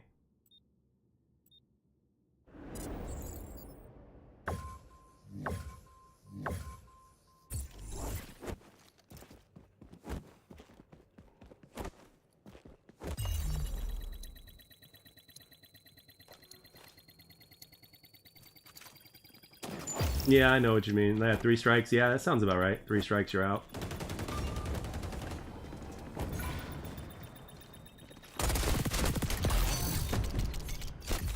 I asked a streamer why female operators are so ugly now. He called me an incel and said more real and showed him like a zombie skin proved his point when he contradicted his own point. It's like, yeah.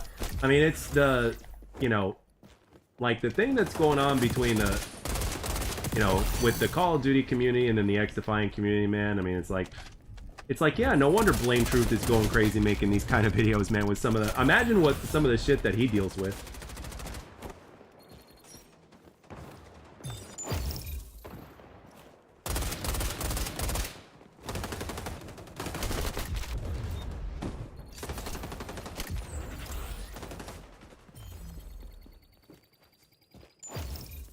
Hannah Montana? Who made you watch that one?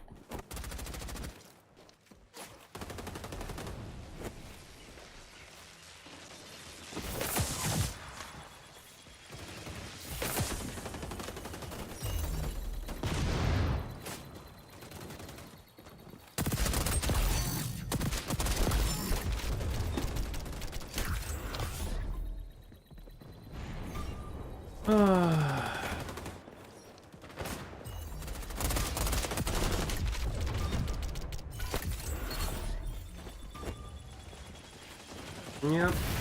And they'll even defend it, like, blindly.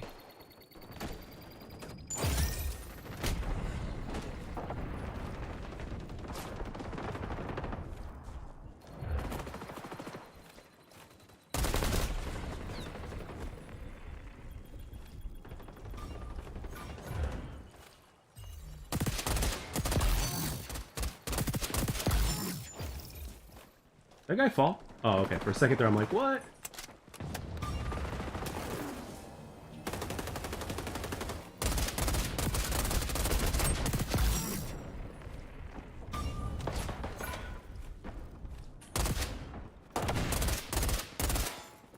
Oh, no!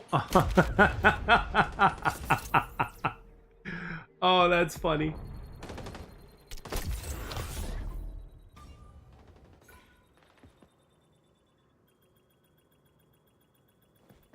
Yeah, I mean, that's the thing. I mean, people will... That's the thing. Like, people in, you know... People online, you know, they're gonna say things in a way, you know, that they wouldn't in real life. You know what I mean? and they can go all in on acting, you know, all tough and stuff and such, but you know, those are the guys, you know, those are the ones that you pray for, man, because they've got, you know, they got more problems than even they know. So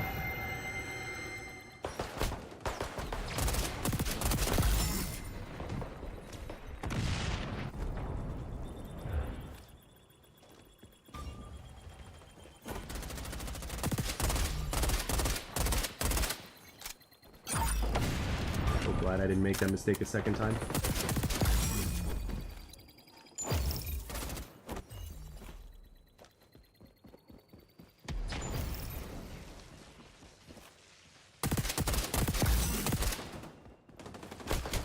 Damn.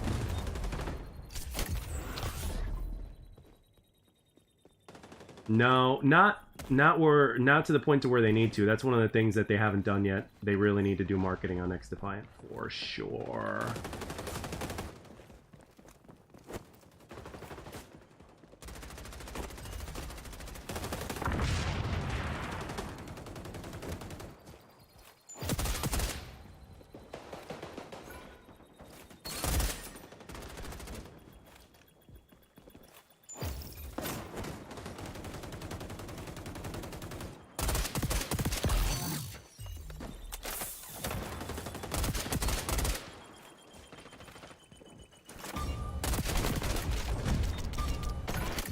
Rank the tank. XDefiant's Black Ops 2 and 4, which means older COD players are gonna love this game. Yeah, well, again, with the problems that this game has, not everybody's gonna love it. That's the thing. And it is significantly different from COD. Not every COD player is gonna like it, unfortunately, but it is what it is.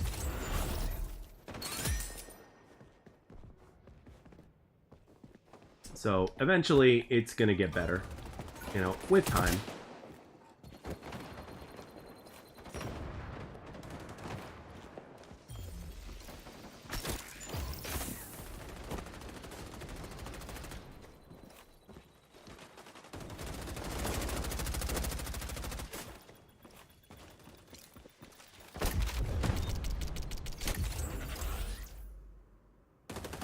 OG COD players myself love this game. I love to play guys on my level or better.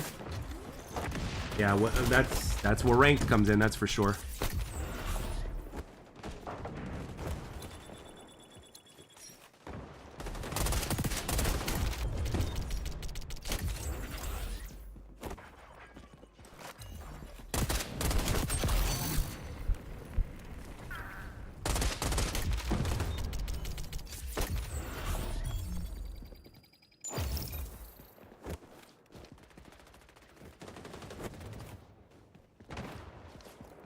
Or play solo with the worst players on your team. And while everybody else on the other team is better than the players on your team.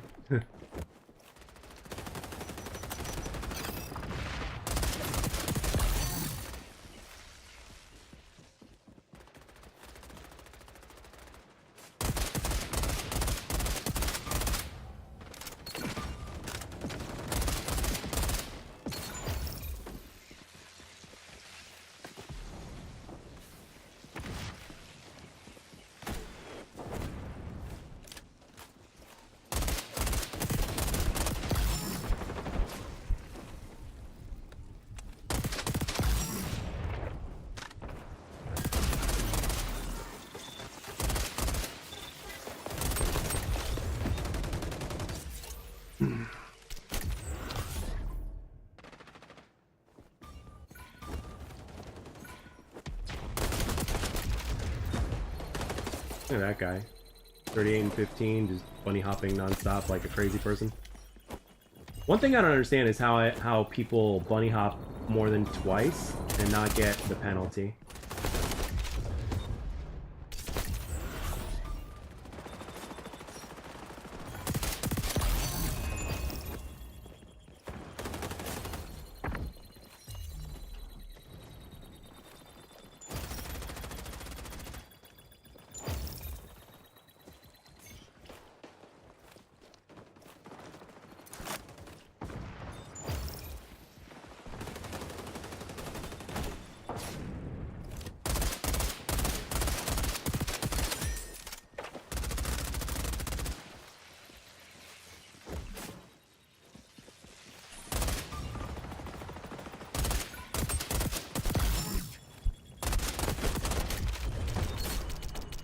Man, they're all using the what's that gun? The assault rifle SMG hybrid.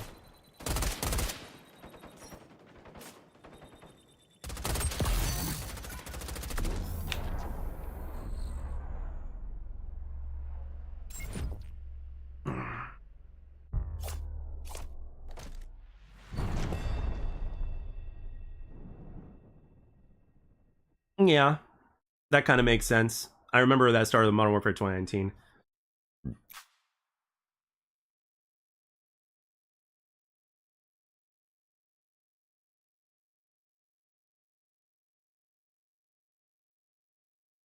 Yeah, I missed World at War. Modern Warfare 2 was my first COD, but I didn't really get into COD until Black Ops 1.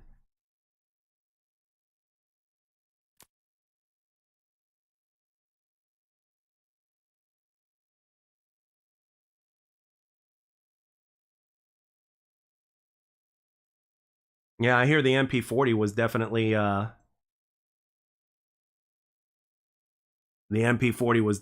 one of those weapons that is like one of the most overpowered weapons in COD history.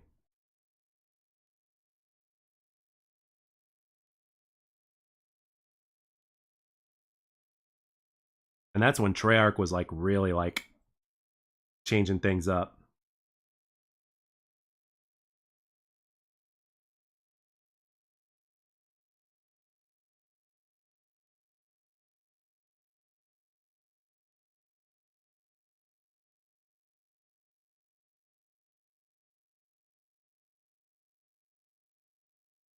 Yeah, the N1 Grand Sniper.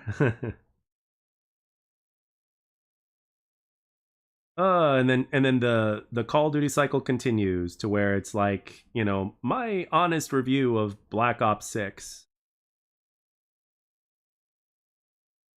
It's like the cycle continues over and over and over again. Skill-based matchmaking trends like it does every year.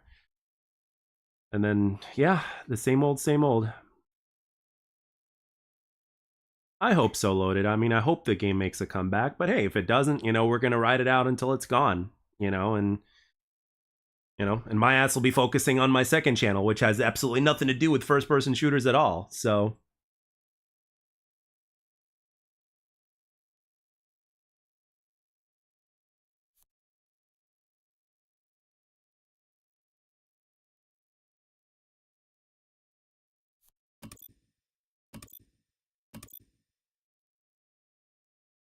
oh yeah, no, they're never getting rid of that. They need to stop calling it skill-based matchmaking. It's engagement optimized matchmaking. If it was like real skill-based matchmaking, then it would be better. You know, it would be like, okay, you know, you're only playing against people of your own skill, but there's no other bullshit going on. So,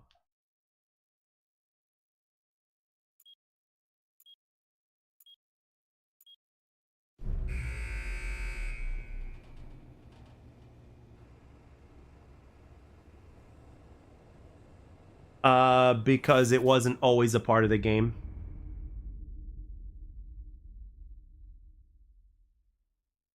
That's why people complain.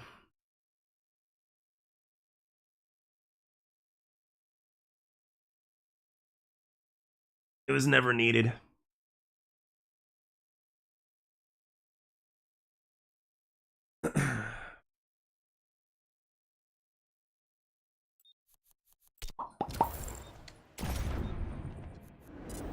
And no, Black Ops 2 did not have skill-based matchmaking. Guarantee you that. As much as I played it, it was my most played COD. Black Ops 2 did not have skill-based matchmaking, at least not to this extent. You know what I mean? It had the protective bracket, which was how those clans were, like, they figured out about reverse boosting, and then they ended up in the protective bracket, and people were just shooting the sky because they were trying to shoot UAVs out of the sky, and they got easy kills that way. But I guarantee you Black Ops 2 did not have skill-based matchmaking. They did in ranked, but not in pubs. So,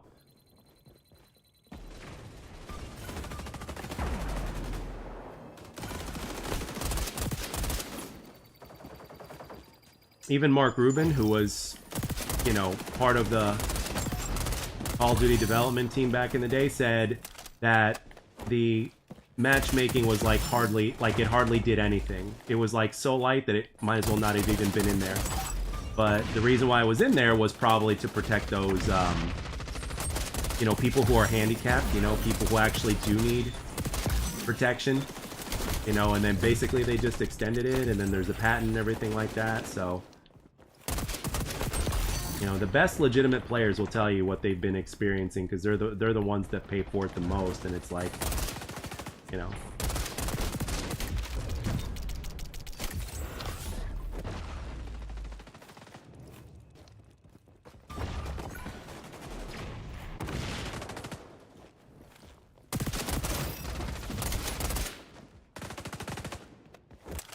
So.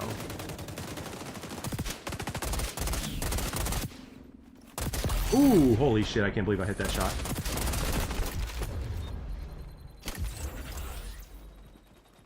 Yeah, they make billions a year, and that's why it's not going anywhere.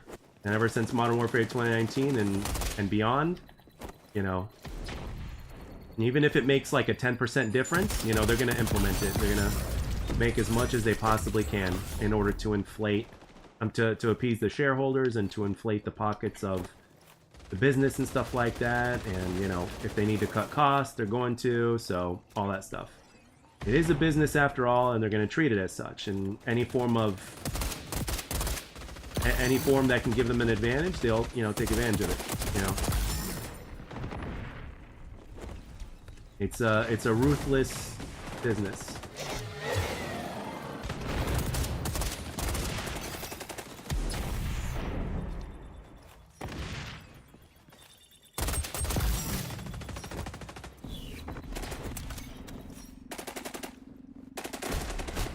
I'm out of there.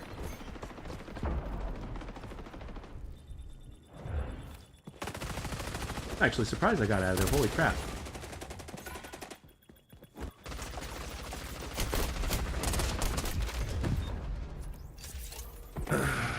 Oh, Fortnite has something called Bloom. Yeah, I remember Bloom. Bloom, I remember the first time I experienced Bloom was in Halo Reach with the DMR. And they didn't have it in competitive, but they did have it for pubs. But I didn't even know about it. I didn't know what you could do to, like, mitigate it. But holy crap, man. Bloom sucked. Like, I hate Bloom. And then, to a certain extent, they've even put Bloom in some of the CODs. I don't know if they took out a few of them because the community didn't like them, but... you know, certain things, especially in a hit scan game, should not be there, but obviously Halo's different.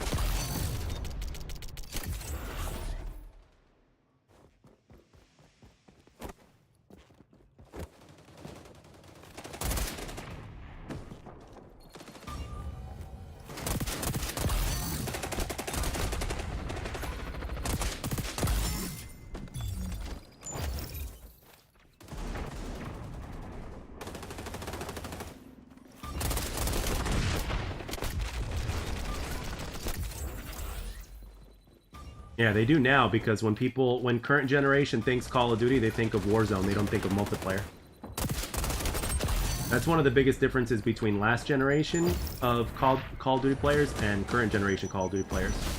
Like when you back in the day, when you mention Call of Duty, the first thing that comes to mind is multiplayer.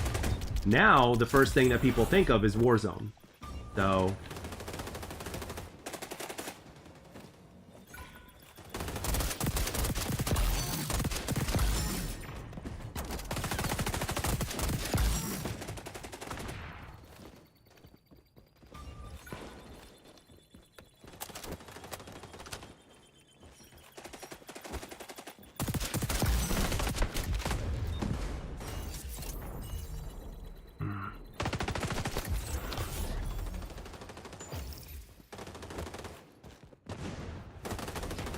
the funny thing is, they're not even bringing that back Blackout, which is a shame.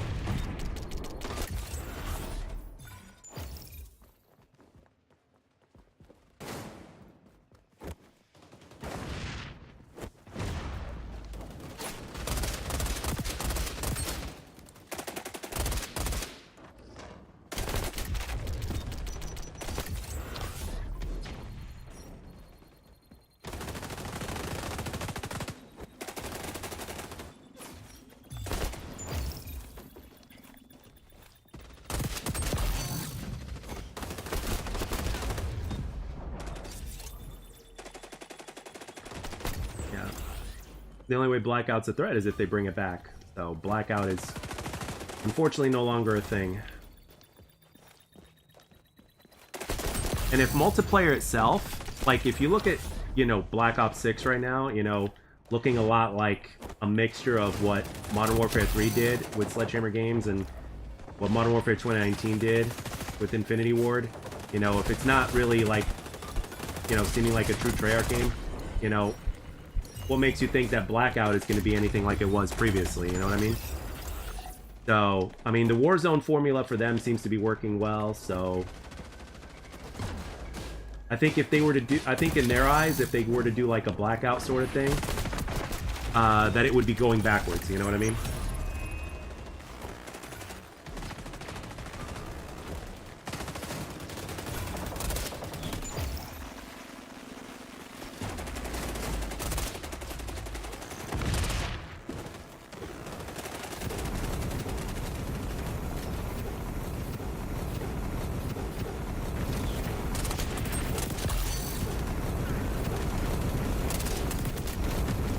Okay, how in the hell has he been firing that thing for that long and didn't run out of juice for when I walked up to him?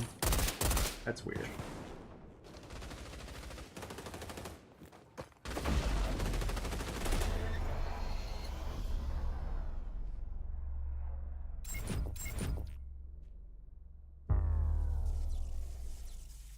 If they put Blackout on Game Pass? See, here's the thing, though. I understand what you're getting at, Andre. I understand on where you're getting at, but here's the thing. Like, let me tell you something. Like, Call of Duty doesn't even want to release anything within its own brand that will compete with its own brand. You know what I mean? They want everybody to be within the same package that gets released every year. They don't want to divide players. You know what I mean? So that's like they don't want to do that. But if Blackout were to come to Game Pass, let's just say hypothetically, if Blackout were to come to Game Pass, I think the effect would be similar to excuse me, to like how PUBG and PlayerUnknown's Battlegrounds ended up going with that. I think it would be kind of like that, like a relic. But here's the thing: if they were to bring back Blackout, it would have the EOMM to come with it.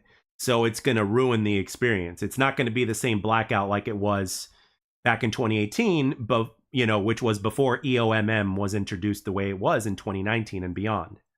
So, and that's one of the things that made Blackout so great is because it was pure. There was no EOMM in Blackout. It was just pure, and it was simple. It was basic. It was classic battle royale, and a lot of people really loved it. Term right now I'm playing solo, at least until what's it called? Private Matches comes out, and then we can kind of go from there.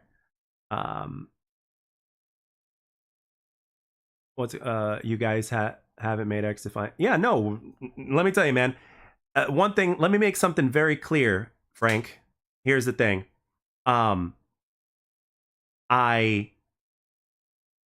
never thought that XDefiant was like a COD killer, right? I know other people labeled it as COD killer. I, for one, am not one of these people, because I'm very well aware that that's just something that's not going to happen. However, within time, I do believe that if XDefiant survives, it could be great, and it could be something that could be a formidable opponent. Right now, it's in its infancy, and it's kind of like suffering from a sickness, so to speak, as far as the state of XDefiant is concerned. You got the problems with Ubisoft. You got the problems with the fact that there's been a lot of players that have lost, player base. A lot of the players have gone. You got the fact that the game still has lingering netcode issues. There's a lack of marketing. The game needs a few more features and content that should be in every single game like this. So the game has a very small amount of things going for it, but what it does have going for it, though, is, in my opinion, enough to help it survive if everything behind the scenes manages to follow through. But that's not a guarantee. So there's no real, in my opinion, there's no real threat to COD, because COD is so popular and it's been around for so long that Like the only game that actually ever can that is a threat to COD is Grand Theft Auto. Like, I think Grand Theft Auto is the only game that makes Call of Duty go to second place when it releases. There's no other game to my knowledge that has ever done that other than Grand Theft Auto, right? So if you can't compete with Call of Duty financially, you are simply no threat, even if you are a better game, right? So that's why Call of Duty is never going to change from what it does. It's because it's got, you know, it's got the capability to do whatever it wants, and it can get away with doing whatever it wants. It's that popular. It's that old. It's that versatile. Because when you think about what you get in COD, you know, you also get like multiple different games in one. You get your zombies, you get your campaign, you get your multiplayer, you get your battle royale, and then after that you have DLC, right? So you know, or post-launch content or whatever they call it nowadays. So like you put all those like it took Call of Duty many years of consistent success to get to where it's at. It's not, you know, even another game that would be the best game in the world wouldn't be enough to take it down. That's how big COD is. You know, only Grand Theft Auto has ever accomplished that, and it only does so temporarily. You know what I mean? So it's simple as that, really. It missed a window to destroy the COD multiplayer. They still have no chance. Here's the thing. I don't think it's gonna destroy COD multiplayer, and I don't think that's the goal. Honestly, I don't think that's the goal. You guys want to know what I think? I don't even think that's the goal. I think the goal is to do everything that Call of Duty never did. You know what I mean? The goal is to do everything that Call of Duty never did. That's what I think. You know? Because, like, XDefiant can provide a lot because it's a free-to-play game. But what if it was a free-to-play game that, like, was built by the fans? Because Call of Duty wouldn't do that, right? Like, Call of Duty wants to do whatever Call of Duty wants to do, right? No matter what the fans say.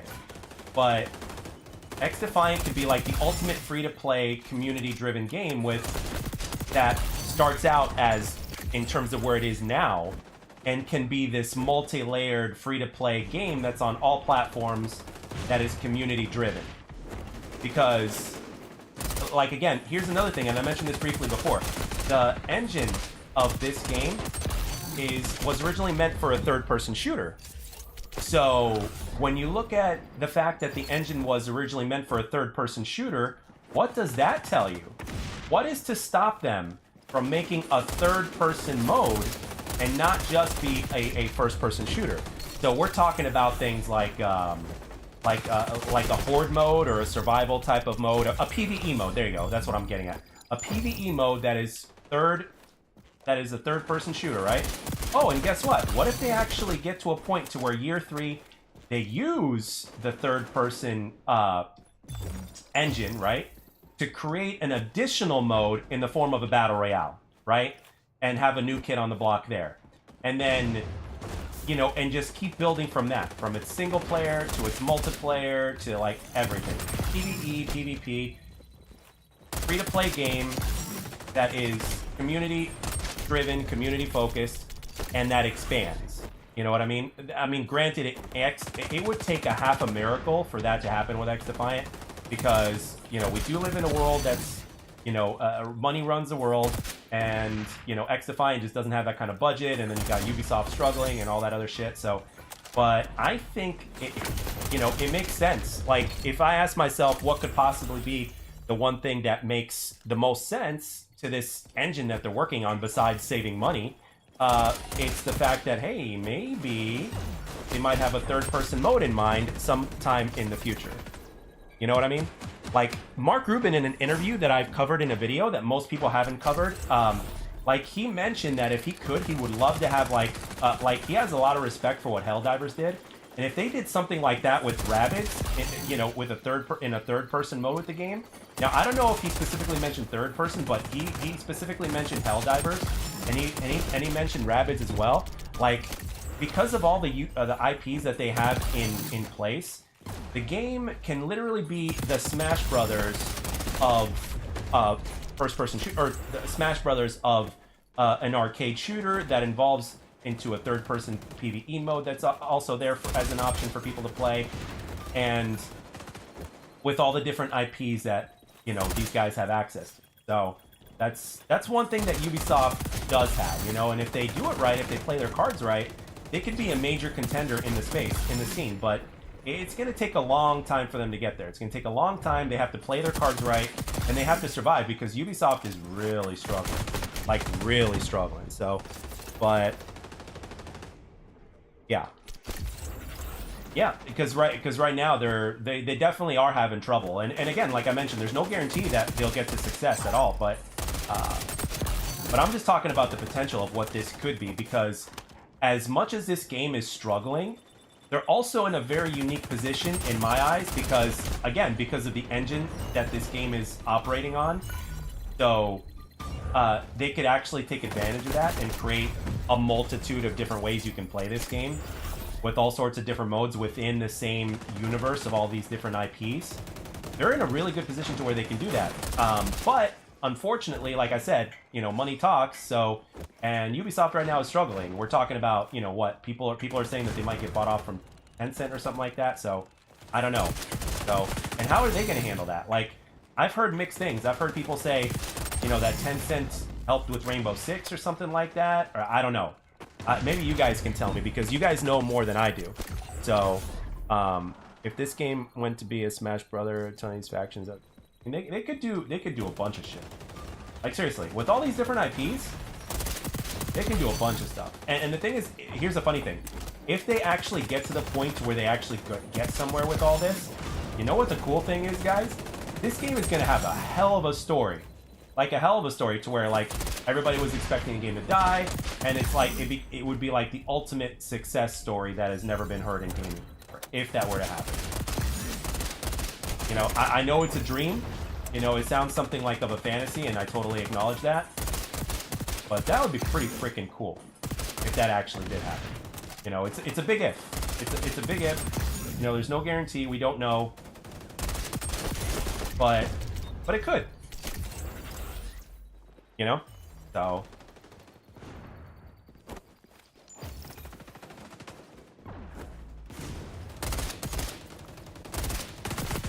This is where I wish I had, like, billionaire money, so that way I could be like, hey, I could just walk up to, I could just buy the franchise for myself, hire Mark Rubin and be like, okay, here's $1 billion. Do what you need to do with this game. You're in charge. Hire the right people for the job. Make this shit happen. Get the tick rate servers to 120 just like they are in Valorant. So that way the hit detection and netcode could be perfect. Optimize this engine, hire the best people for the job, hire a bunch of them so that way we can get the wheels turning, and let's make this happen, you know what I mean? So, it's a big-ass fantasy, but,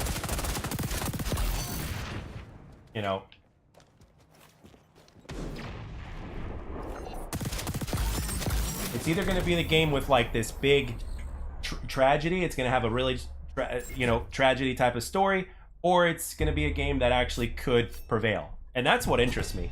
So, well, I don't know how the story would go. You guys would know better than me.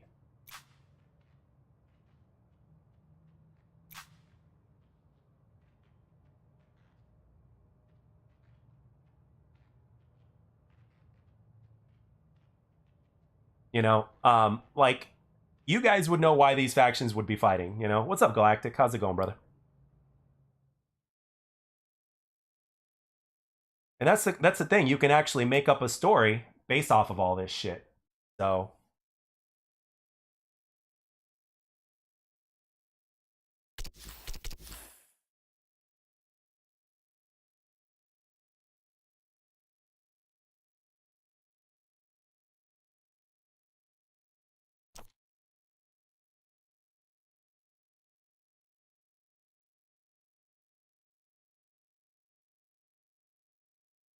yeah. I mean, servers are expensive. That's the only thing I can think of.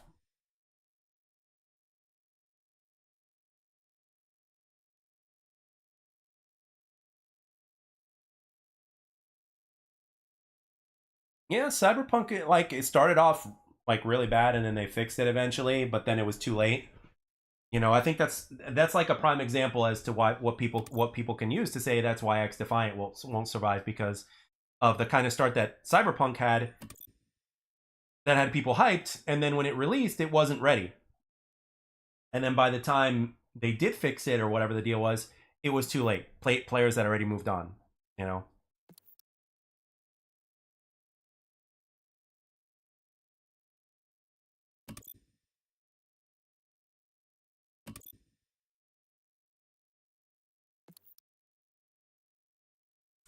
I mean, Call of Duty. A lot of Call of Duty developers are already working for other studios.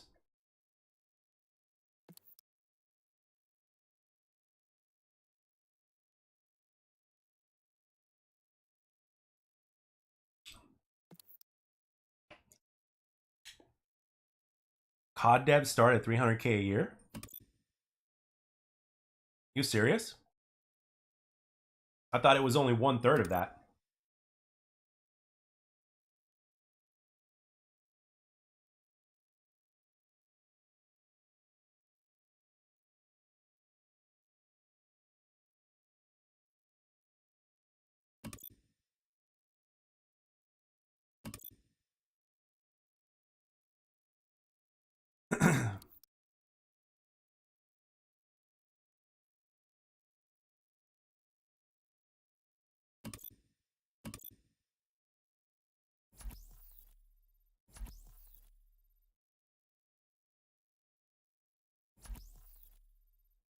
Really? If they're paying COD devs that much, then they may not have as many devs as they say.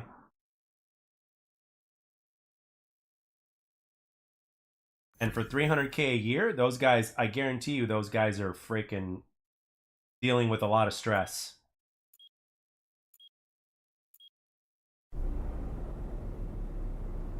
Yeah. Like, one thing that I really like, I really love that Valorant has 120 tick rate servers. That's incredible.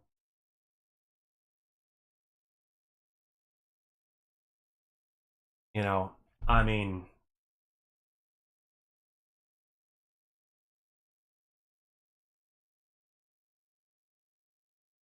hmm, I don't know.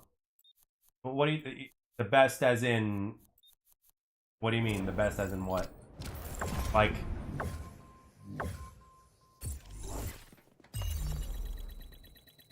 yeah, I mean, if a game is free to play, there's always a chance for a comeback. Yes, yes, that is true, because that is the one unique thing about a free to play game. You know, there's always going to be like a cycle of players that are gonna try out your game because it's free.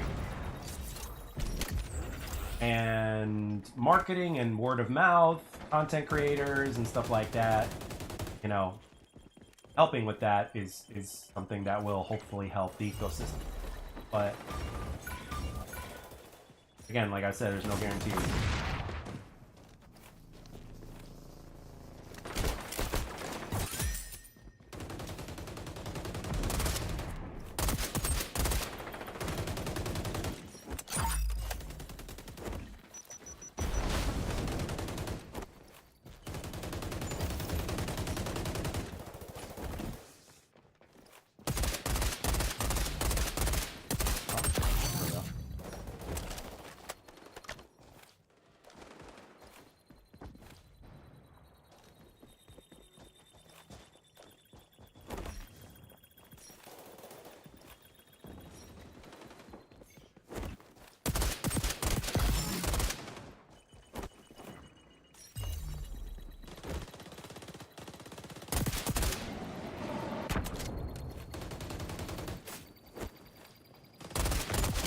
Damn.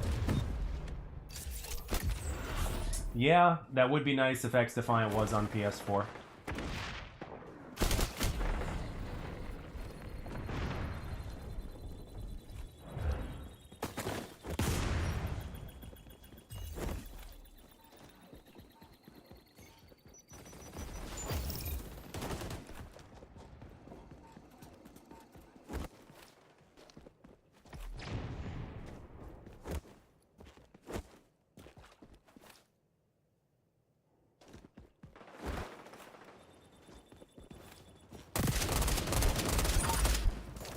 Damn.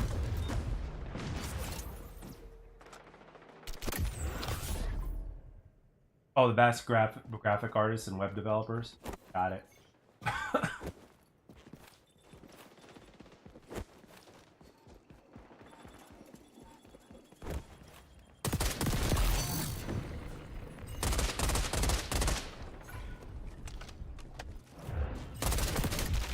Well, I'm not.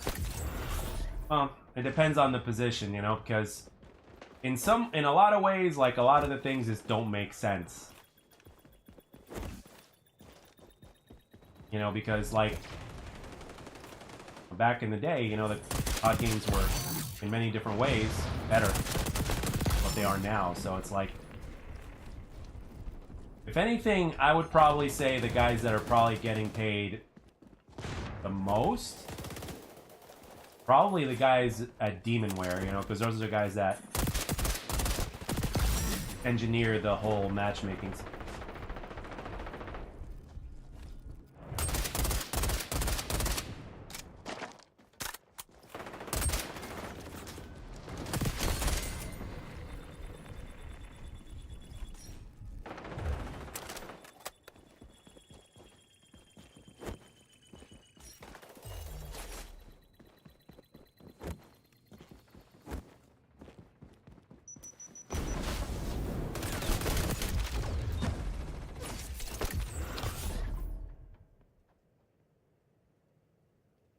Yeah.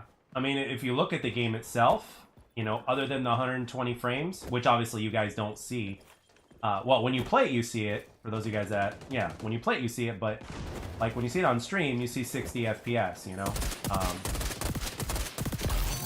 So it's like,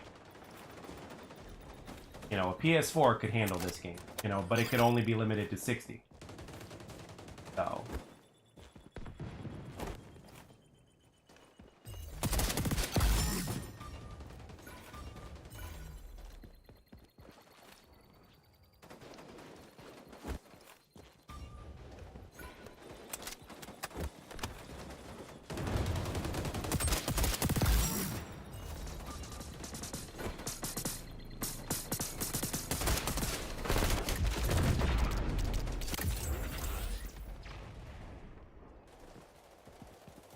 Yeah, they were originally gonna release it on PS4 and all that stuff, so, but never did.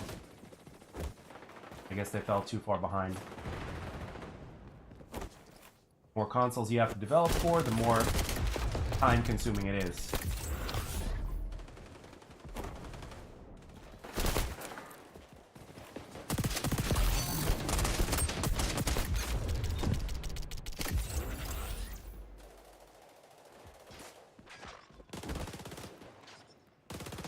Yeah, but I'm sure hiring whatever developers, you know, hiring all those guys to manufacture that matchmaking algorithm or whatever, you know, ain't cheap.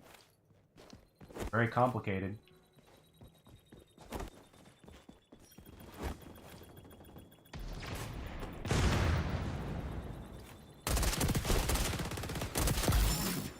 That was sloppy.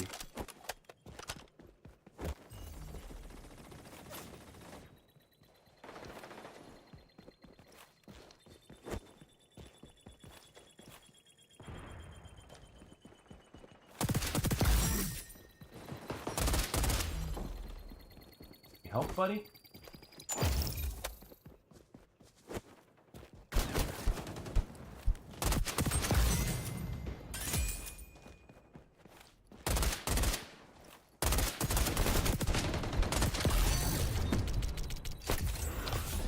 $223 employees, 2% up from last year. I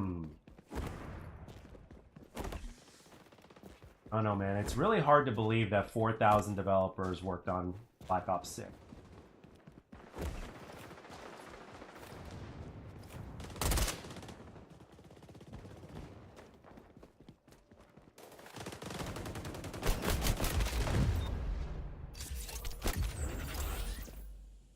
Exoborn? No. I don't even know what that is.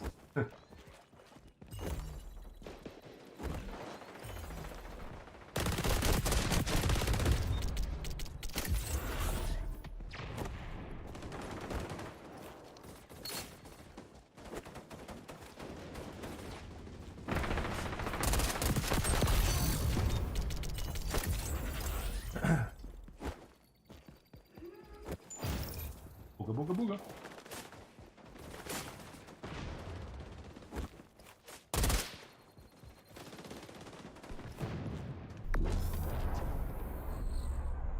Oh, an extraction shooter? Yeah, I would not know. I definitely am not a fan of those. Oh, okay, that makes sense. I was on another central server and I didn't even pay attention to that.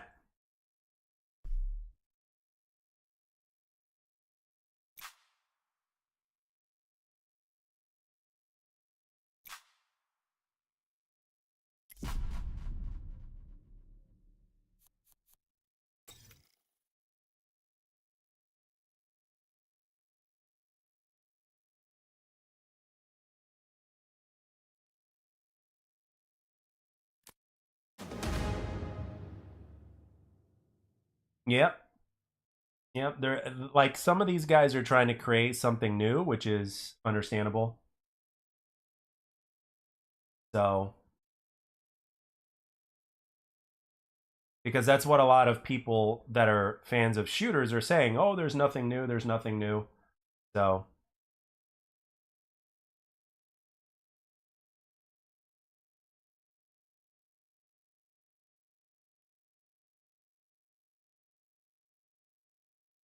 yeah, but not for one game.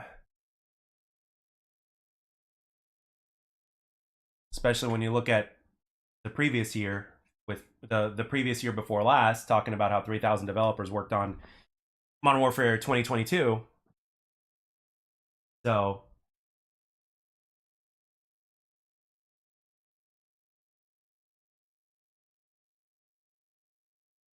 but yet at the same time, it's like if somebody does one line of code and then they're done, it's like okay, they have to be credited. So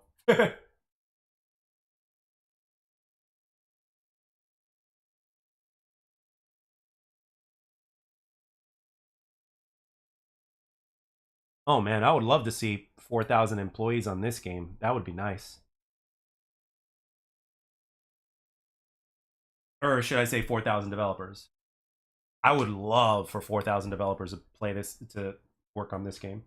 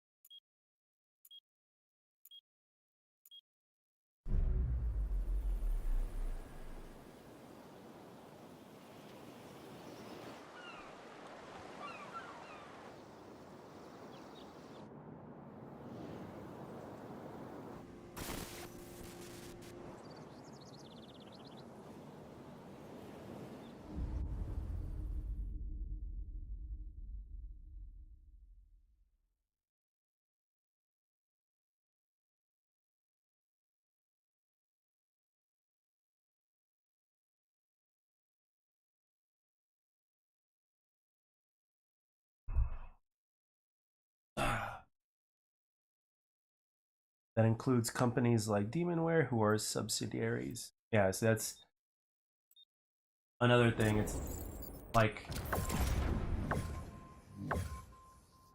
I still don't get it because back during the day, Treyarch had like 200 employees. They made Black Ops 1, Black Ops 2, Black Ops 3.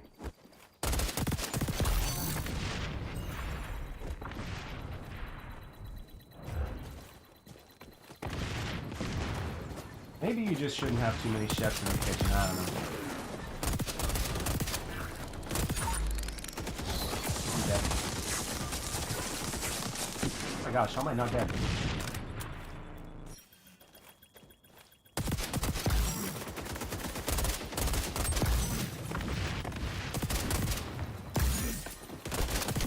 Power of the suppressor, guys, the power of the suppressor.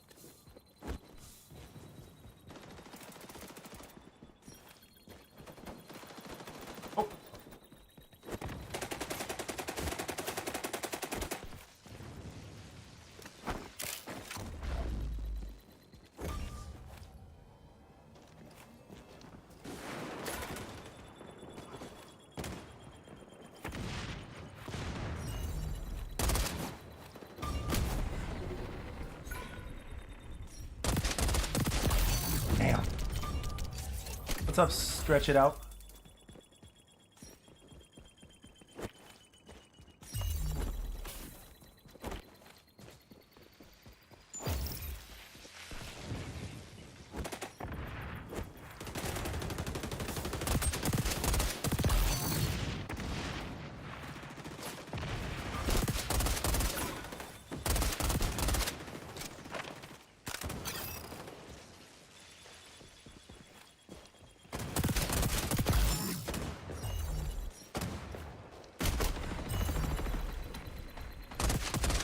Damn.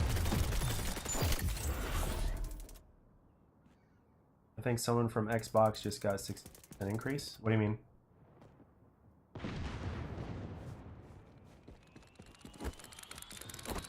Ah!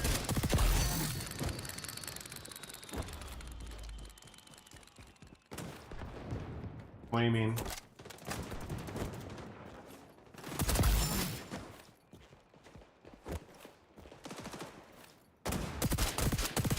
Ooh, give your butt, teammate.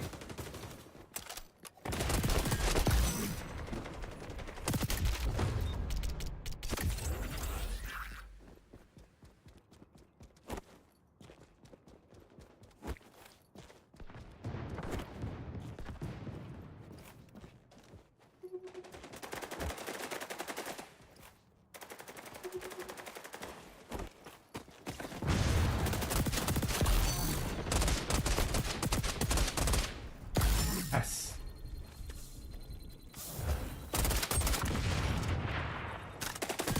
Damn. What are we talking about? A video about what? What'd I miss?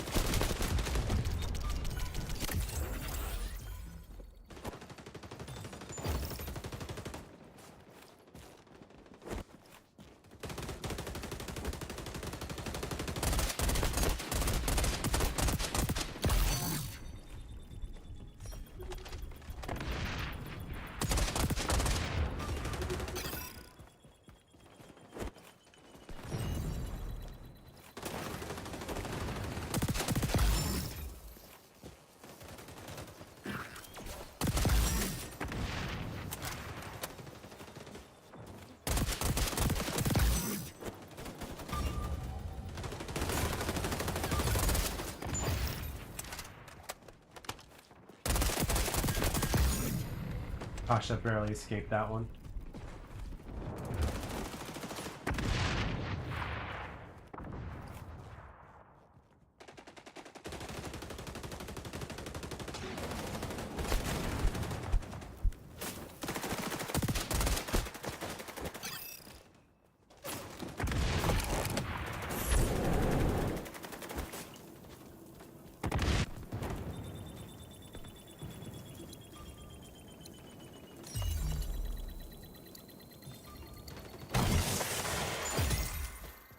Oh, look at that. I actually took the OBJ.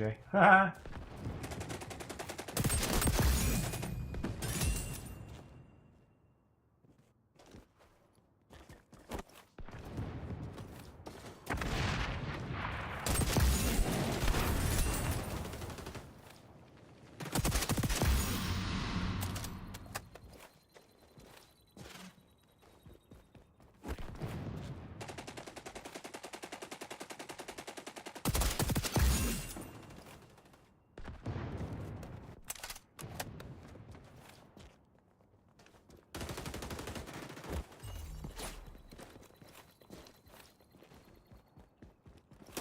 There you go.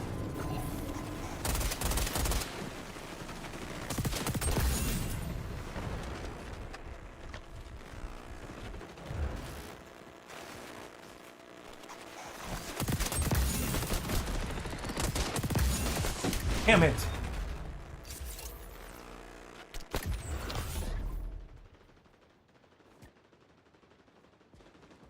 Oh yeah, most people who enjoy and play COD definitely don't watch YouTube or they're not on Twitter and stuff like that. No, they're the ones that absolutely have no idea about the algorithm and all that other stuff. No idea.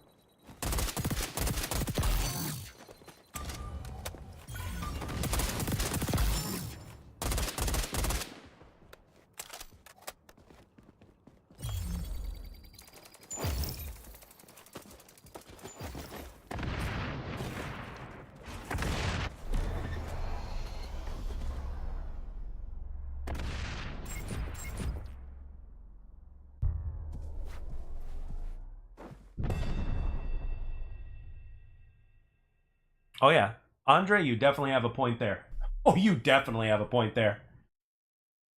I remember even back when Crimsix was, playing with them and the dynasty was still going on. He was talking about how people will defend Scump no matter what wrong bullshit he does. That is absolutely 100% true. And the same thing goes with all these other influencers that have a big following as well. They say something good about the game sells better. They say something bad about the game, oh, goodbye, you're not coming to any more Call of Duty events. So, this is very true. It's no different than sponsorships. If some people that love like a certain athlete or whatnot, if they know that an athlete is wearing such and such, they're going to spend money because the athlete that they admire is wearing such and such. So,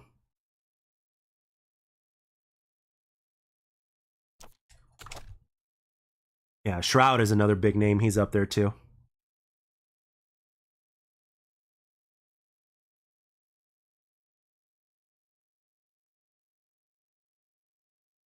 COD kids only understand violence and trash talking, which is usually accompanied by lots of slurs, threats, etc. Of course.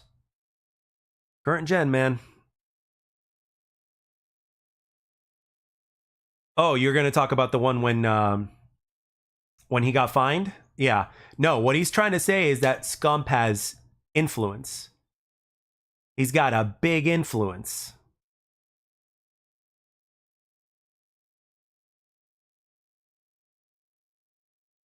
Oh, you don't know who Scump or Shroud is?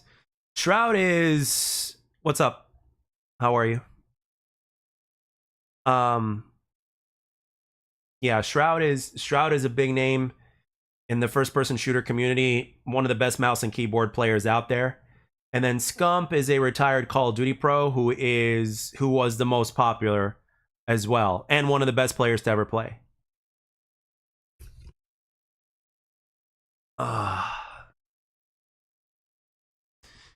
These big names, they've got influence, man. That's one of the reasons why they go to these events whenever they can and stuff like that. So they rely on them as influence to drive profit. Correct. If they're talking shit or using other products, then what's the point of sponsoring them? It's all about money. Yep, you're right. You're not wrong. You're not wrong. Classic business 101. I know Shroud's game is terrible and no one plays it no matter how popular he is. He's, what's it called? He needs to, like, if it becomes good,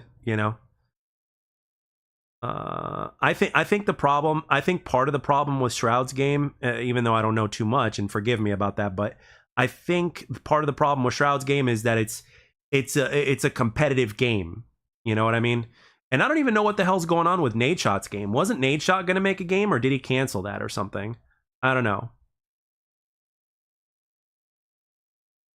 Yeah, I know, right? It's, for voicing his opinion on something. He got canned from the Ubisoft creator code thing, which is, it just goes to show you, man. And that's, again, this is another reason why I will never be sponsored by anything at all. So,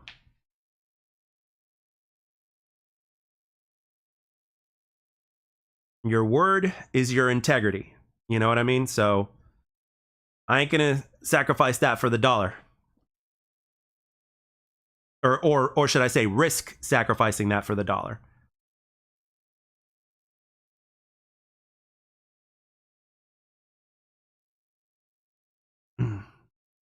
Oh, trust me, I wasn't happy when I heard that shit happened to him.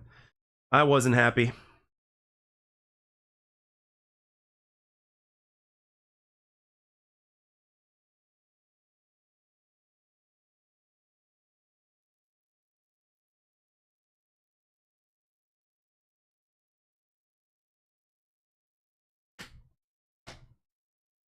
Yeah. Unfortunately, in most cases, yes. Scump is basically one of the best COD. He has retired. Yes. Yes. He has retired indeed.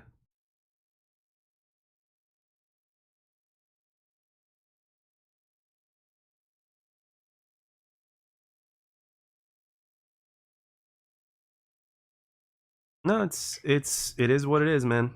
It is what it is.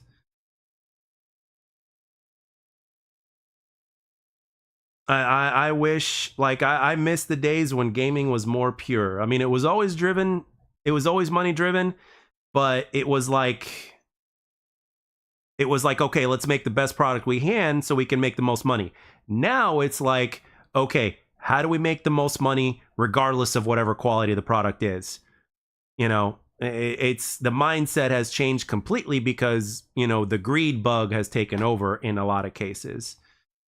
And then there's a whole bunch of other behind the scenes shit that I don't even want to get into, but, you know.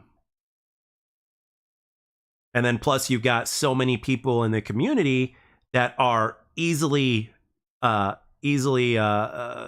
know, triggered, easily sensitive and stuff like that. And it's like, you know, you can't have people chatting in game like they used to anymore. You know, people speak their minds. Another person will get easily butthurt over it, and then it's like, and then of course you get the people that are just disrespectful no matter what. And if you don't agree with them, you are just, you know, stupid just because you don't agree with them, or because you have a different point of view. You know what I mean? It's become very toxic and overly sensitive, and it's like, and they find out ways to how they can cater to anybody that is the majority, and in a lot of cases the game ends up suffering for it. So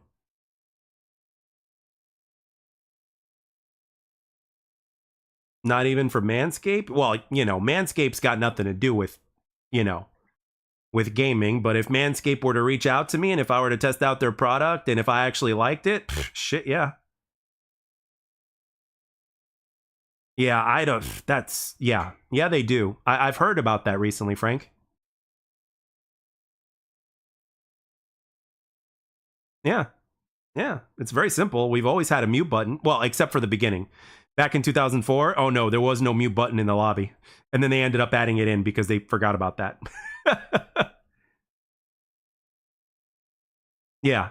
No, you can't. No. I mean, back in the day, I used to get so much. I mean, I still get some hate mail every now and then, but back in the day, dude, like during the like when I started understanding how to play Call of Duty properly, man, the kind of hate mail that I would get for any reason whatsoever was very funny and always very satisfying too.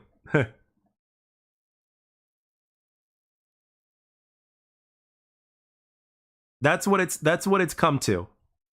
That's what it's come to. Just like we were having a conversation the other day on stream. You guys remember that remember that movie Tropic Thunder? You couldn't make a movie like that today because of how society is. But man, back in 2008, great movie. I mean, it was great. I mean, even if it were to get made today, you know, if that miracle ever happened, I mean, it's, you know.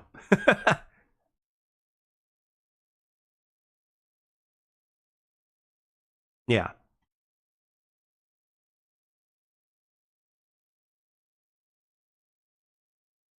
Like, people have become way overly sensitive, way this, way that, and it's like, oh yeah, I know. Well, that's the thing too. It's gotten to a point now to where people they can't tell the difference between somebody who's cheating and somebody who's legit, because cheating has become so prevalent. So all of a sudden, if somebody's really good legitimately, it's like, you're cheating. You know what I mean? Hell, it was even that way 10 years ago.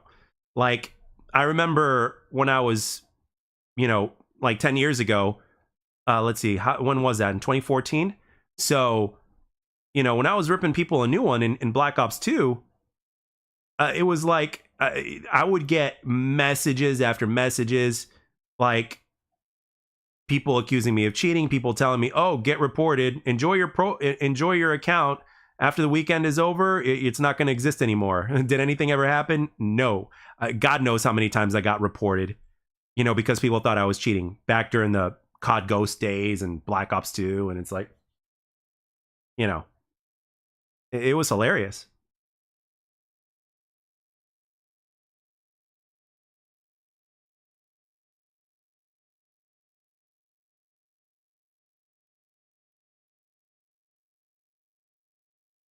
Yeah, I mean, I'm sure I've seen cheaters, but I can't tell. So the biggest thing that I've seen that's sus is I get away with I notice people are getting away with jumping endless amount of times, you know, bunny hopping endless amount of times without the penalty. So that's the only thing I'm seeing. So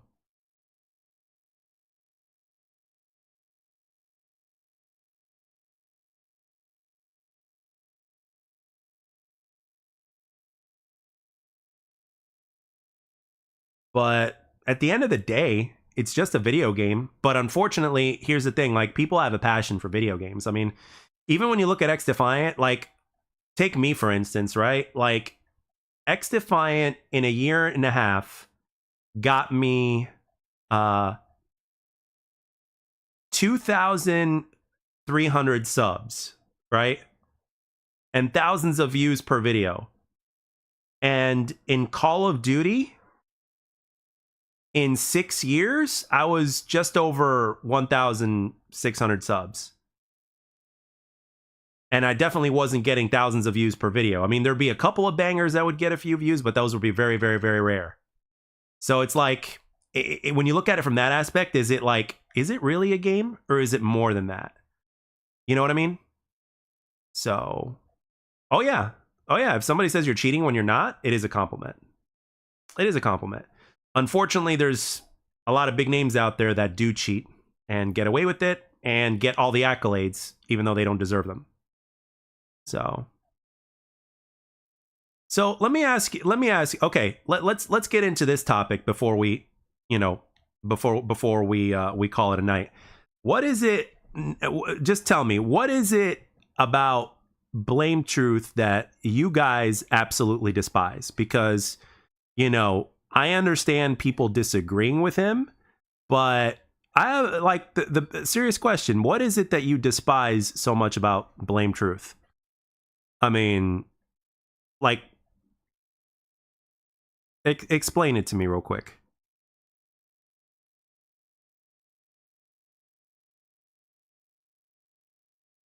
Start at the beginning. Start wherever you want. Take it one step at a time. You know, I know that there's a few people that hate Blame Truth. I know there's a few content creators that hate Blame Truth, and viewers as well.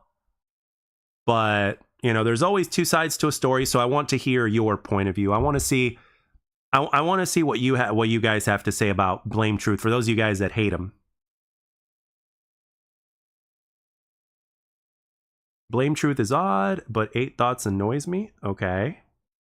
Anyone that obsessed needs mental help.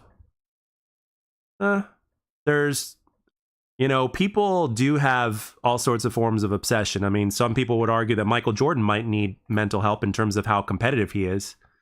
So it really depends on how you look at it. So let's see. The only people that don't like him are the COD shills.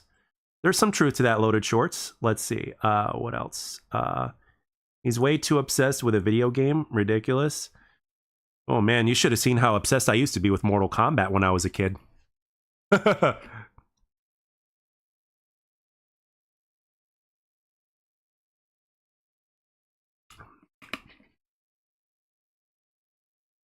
8 Thoughts plays the algorithm. A lot of YouTubers do.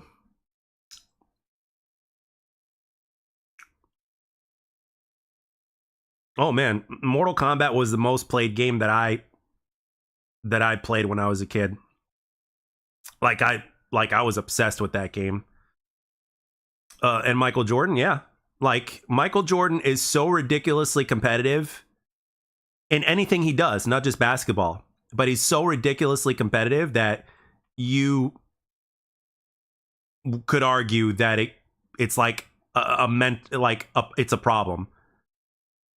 Like, even he knows it. He's like, like, for instance, he says he doesn't have a gambling problem. He has a competitive problem, competition problem. Like, whatever he does, like, he has to win, even if he pushes the envelope. Like, it's insane.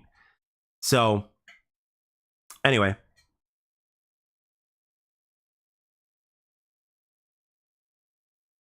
His sources are voices in his head. Bro, at the end of the day, they're all trying to get a buck, let them grind and do their thing. It's obsession. Everybody's got some sort of obsession. So the reason why you hate or despise Blame Truth is because of how obsessed he is.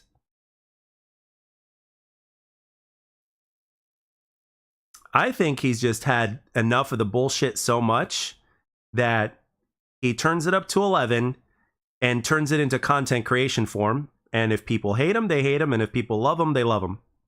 That's what I think. Because if you look at what Call of Duty used to be into what Call of Duty has become, and you look at it, you know, kind of between the lines a little bit, and if you actually go really deep in the rabbit hole, you can create a character and continuously make content about what's wrong with the game and dial it up to 11. And yeah, you're definitely going to get some haters, that's for sure.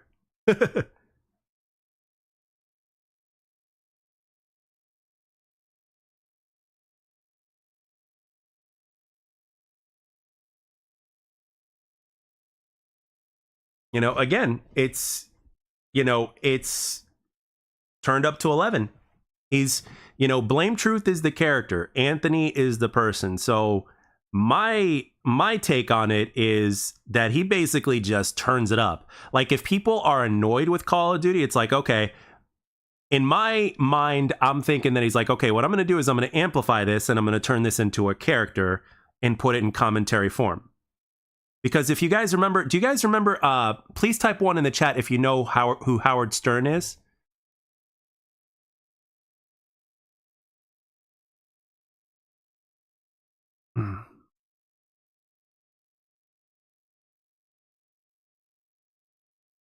Here's the thing about Howard Stern. So for those of you guys that don't know, Howard Stern is basically, or was, I don't know where he's, where he is now in ratings, but he was like coming up, like he was the number one disc jockey in the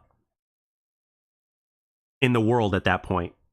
And when they asked a poll to people who were fans and not fans of him, they both had the same answer. Like, even though you hate Howard Stern, why do you watch him? And the answer was the same.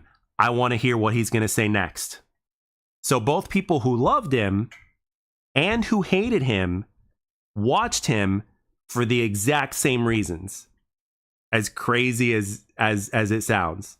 So, well, yeah. What's it called?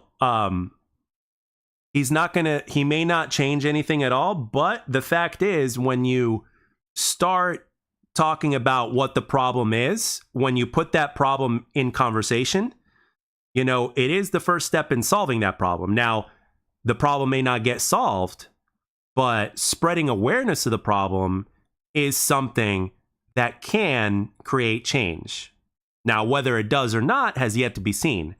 But this is why things like therapy exists, or talking to somebody exists, like a friend or something like that. Spreading awareness about a problem is the first step in potentially solving it. Even though it may not happen, potentially it is spreading it. He's just spreading negativity. I don't fully agree with that. It's not just like the way he says what he says is in a negative form, because he's like yelling at his mic and shit like that, and he's cursing. In that aspect, yes, but he does point out a lot of facts too. He's not just spreading negativity for the sake of spreading negativity. He's also like, when you look at what the product was into what it's become, and then it gets pushed that way, it's like, to somebody who's literally seen it happen with a franchise that he used to love, and it's like, it's for some people, they will have that kind of reaction. It's not just negativity though. You have to also look at try to understand the words behind everything that he's saying. So it's not just negativity. You know, it's not just a negativity sandwich. There's some facts in there in what he's saying. You may not agree with everything, but it's not necessarily 100% negativity. So from my observation, you know, other people might take it as 100% negativity, but I don't take it as 100% negativity. Well, Frank, that's your opinion, and you're entitled to your opinion, but I don't fully agree. At least not completely. So I do see where you're coming from, though. Oh, yeah, of course. No, COD's not going to change for everybody, dude. COD's not going to change for even those that COD loves. You know what I mean? COD is going to do what COD does. You know what I mean? So, what's it called? Let's see.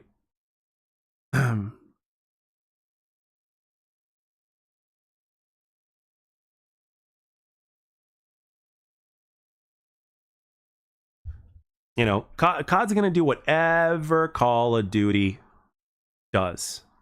Simple as that. Everything he said about SBMM in his last video came true. He said the leaker told skill-based matchmaking will be cranked up, and he was right. COD does not love him or anyone, no matter how any of us feel. This is very true, Frank. You know, Call of Duty is a business. It's not a personality. You know what I mean? You know, it's, yeah. So it's basically, here's the thing. Blame Truth, think of Blame Truth as a character who has had enough of all the bullshit and then crank it up to 11 because that is also the character. Simple as that. So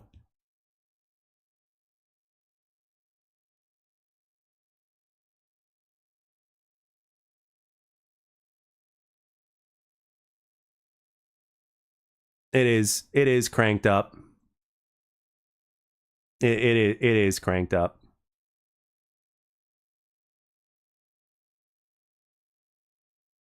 If you got pros bitching about it, like Parasite, for instance, who's a Call of Duty world champion, who literally goes on Twitter and says, "You know what? I'm enjoying the pubs. Skill-based matchmaking aside, I'm enjoying the pubs. If you have a pro player, a championship caliber player, bitching about it, it's cranked up." Okay? Simple as that, Frank. It's cranked up. When you have a pro that's bitching and moaning about it, it's cranked up.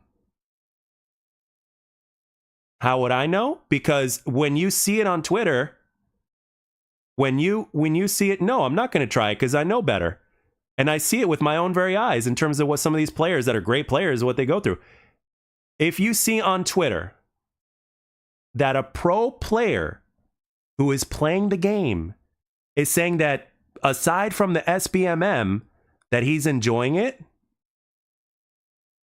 you know it's cranked. When you get a top 1% player in the world. Okay, so Frank, you're telling me that you're better than Parasite, and therefore you have a 2.4 KD or whatever, and you're better than Parasite or something like that? You know, whatever. I mean, he's like, seriously, a pro player, dude.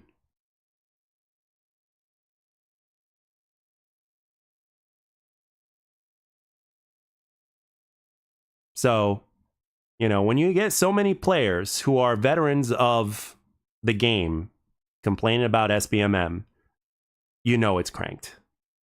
So, simple as that.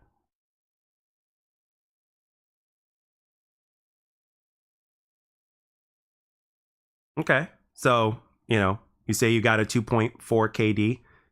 Doesn't mean that it's not cranked there, buddy. Okay. And he has the experience too. He's a pro player and he's playing and grinding the game, doing his stuff. And when he literally says, apart from the SBMM, that he's fairly enjoying the game or something of that nature, you know it's cranked.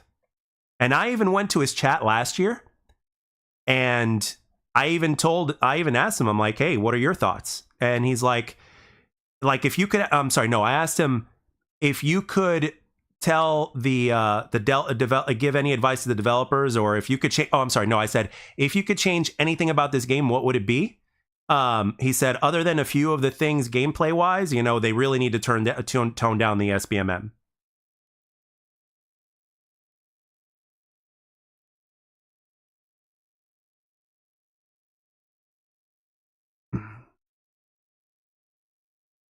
I don't know, Frank.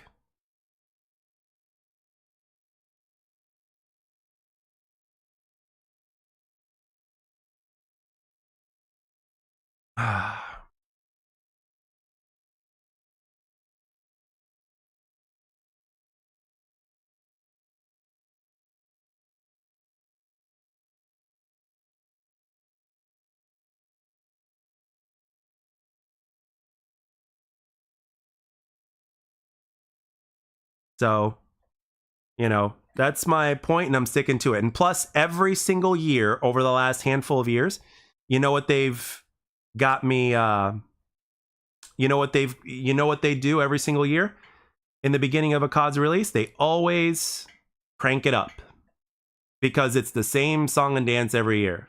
They crank it up. So.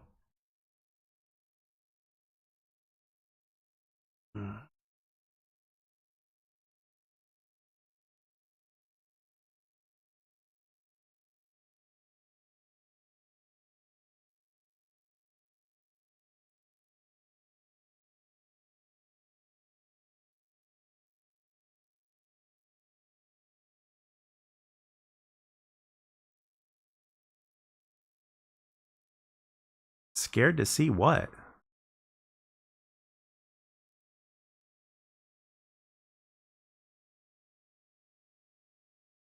Flame True said Activision was trying to sabotage XDefiant. Everybody called him a conspiracy theorist. Guess what? He was also right at that too.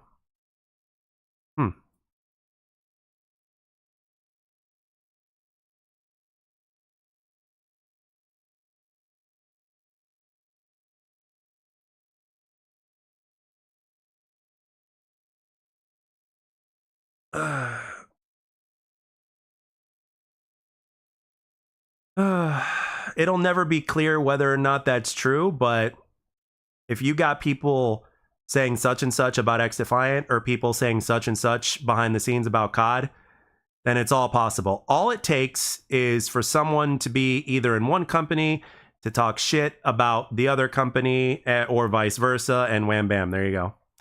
So.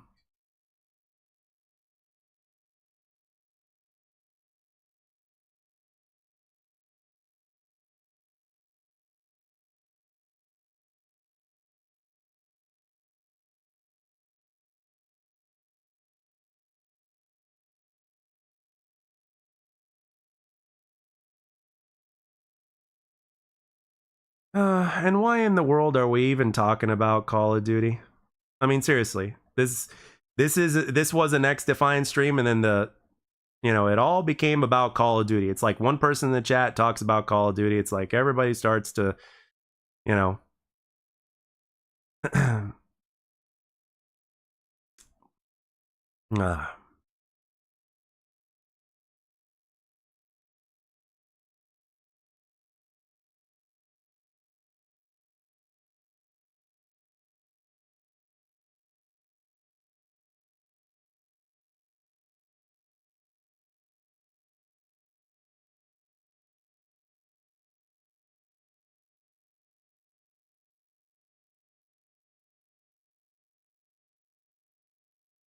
Ubisoft is desperate. Oh, I'm sure they are.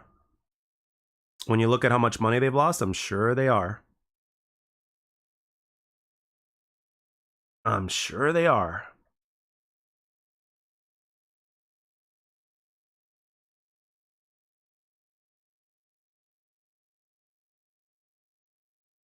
I don't know what they're going to do either. It's a big question mark on, are they going to get bought out by Tencent? I mean, what's going to happen? I don't know. Because Ubisoft has definitely lost their way.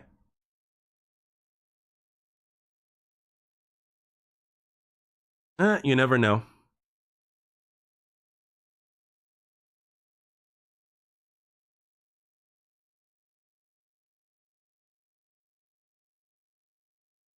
The original title of the game was called Tom Clancy's XDefiant, and then they got rid of that because a lot of the fans were like, this isn't a Tom Clancy game. This is basically a Call of Duty clone. So they were like, yeah, you guys are right. So they took Tom Clancy's name out of there. As far as I know, that's what happened.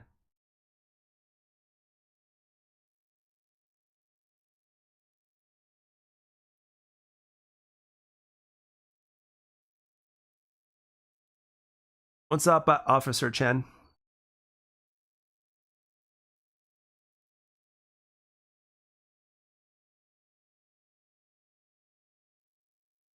I think they should have remade Rainbow Six Vegas 1 and 2 and listened to the fans. They would be good. They would get what they observed by not backing the fans.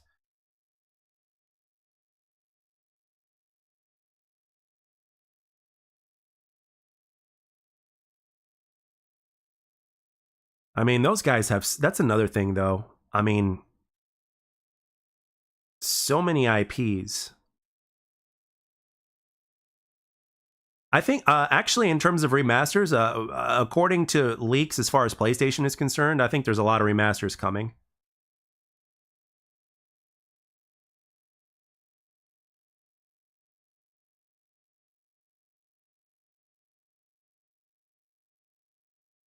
Yeah, but a lot of the fans, you know, it was a bad move for you, Frank, but for the entirety of XDefiant, it was a good move because fans were pissed because it had Tom Clancy's name on it when it was a COD clone. Like, they got backlash from the reveal right away because they revealed the game when, you know, Ubisoft was going to unveil their next game, right?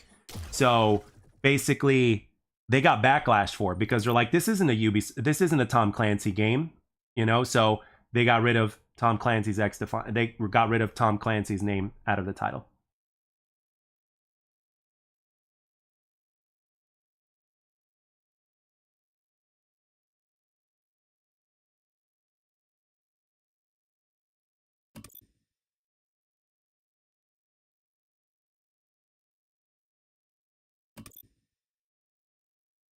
I don't play Bomb, my friend. Sorry. Boring game mode.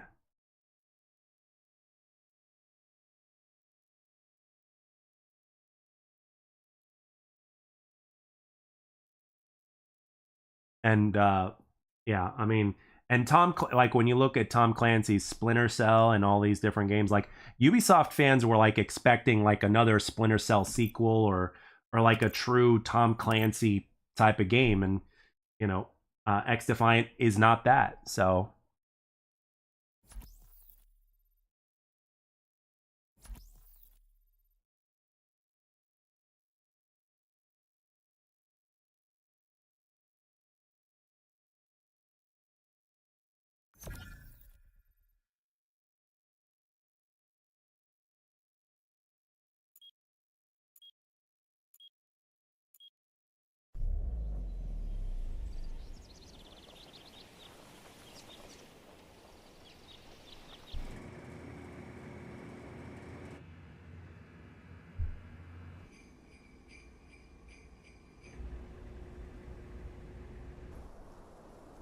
but one thing is for sure, though, there's a lot of passion in the community, for sure. Unfortunately, with some people in the communities, you know, that passion turns to hate. Unfortunately.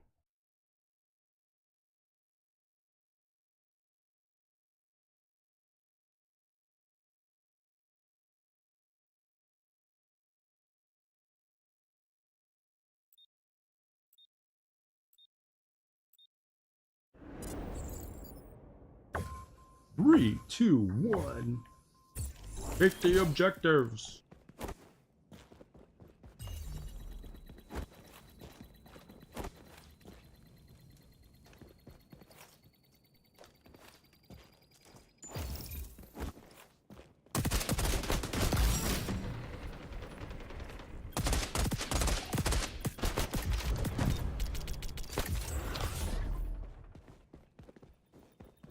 Yeah, he can't be talking about anything else. It's what he's supposed to talk about, and, you know.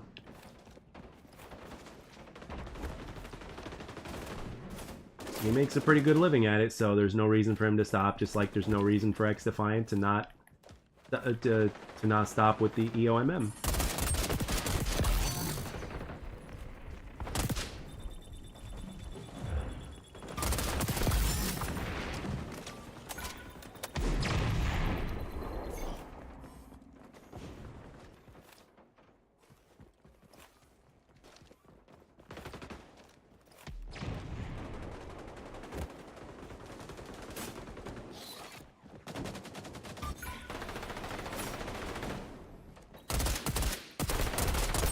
Oh. Ooh. And that man jumped a lot. How many times did that man jump?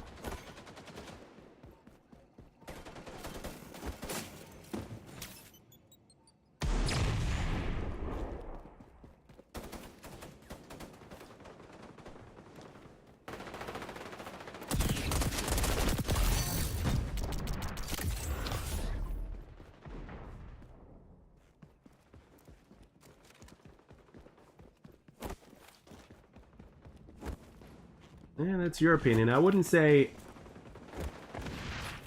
he's a COD hate channel because he also gives credit where it's due. He complimented Sledgehammer Games whenever they did something right. So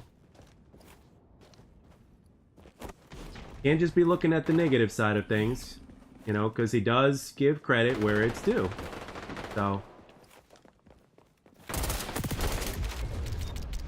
that's the thing with a lot of Call of Duty fans, you know, somebody says anything negative about their game, even if they're right, you know, it's like they're a hater, you know, and the same thing goes with XDefiant. So it's like, can't make anybody happy, man.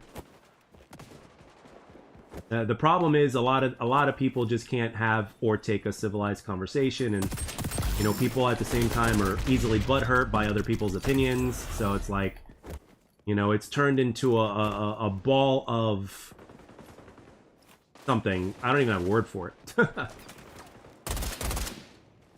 Oh, wow. Nice shot, teammate.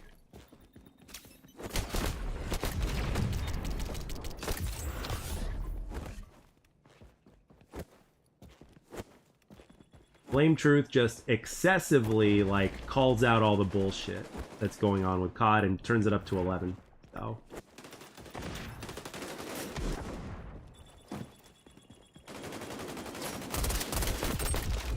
yeah.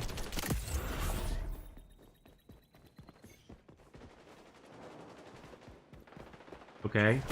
You call him a Call of Duty hate channel and you haven't watched the videos of his because your PC gets a thing, so it's like,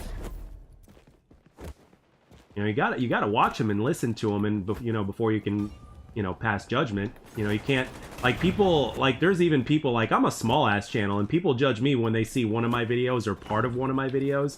And they say that I'm like, I've even been called an XDefiant hater.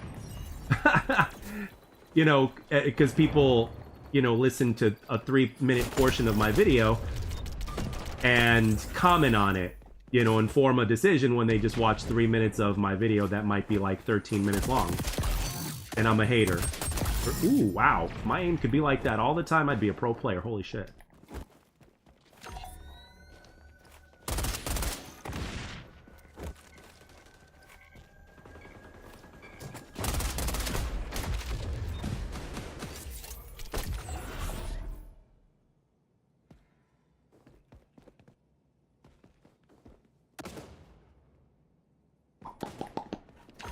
Well, if a person is annoying, then yes.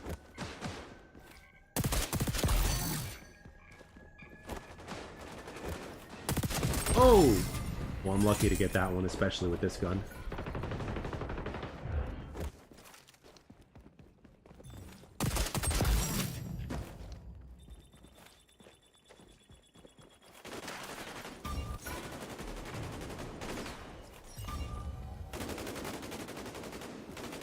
This guy go. Bam. Oh, I have a love-hate relationship with these faction abilities, I'm telling you.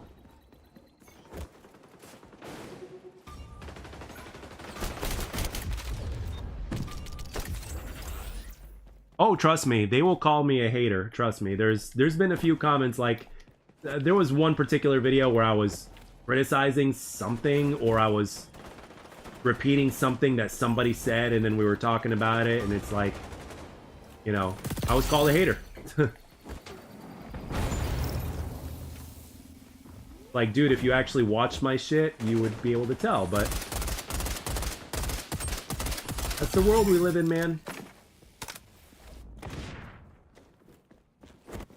You either die a hero or you live long enough to see yourself become the villain.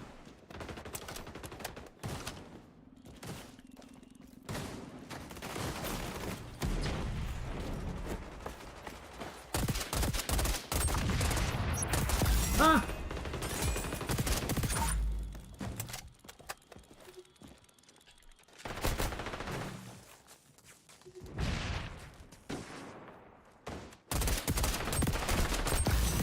Oh my gosh.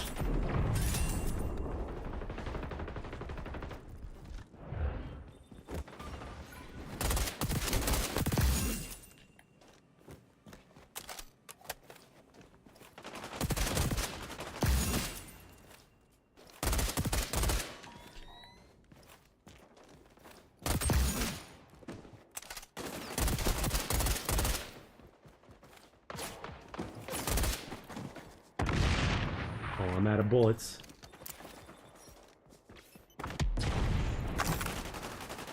Man, a shotgun of all things.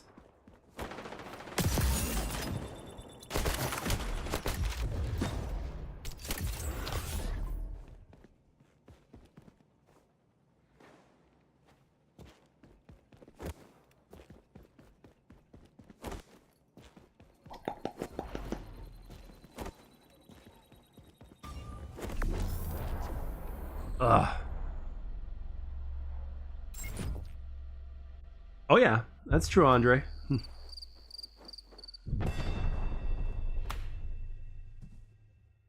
I'm not too crazy about the highwaymen.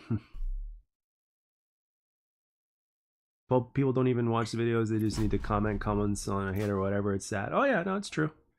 It is true.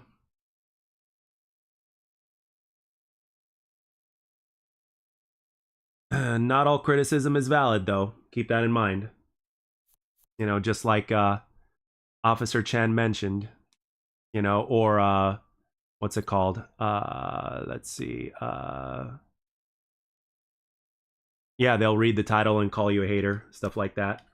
Any excuse. If criticism comes from a place of hate, it may not be valid. All right. Most people never heard of XDefiant because they're dumb. Yeah, that's true. I guarantee you a lot of people haven't. Guaranteed. All right. It is 3 a.m. where I'm at, so I will definitely call it a stream right now. I've been live for a while, and I got to be up in about 6.5 hours. So, so I got to call it a stream, or else I'm never going to sleep because I love streaming, and I would love to be up all night, but so. Admiral Alyssa, thank you for stopping by. I appreciate you being here, even though you're lurking, and I know you're multitasking and stuff. So thank you very much. I hope you have a good night as well. I hope you guys be safe wherever you're at. I hope you guys sleep well. And yeah, I'll catch you guys on the next stream. And hopefully this what's it called? Hopefully this update that we're supposed to be having later on this week will be good. So. All right. You guys be good. I'll see you guys next stream. Have a good night.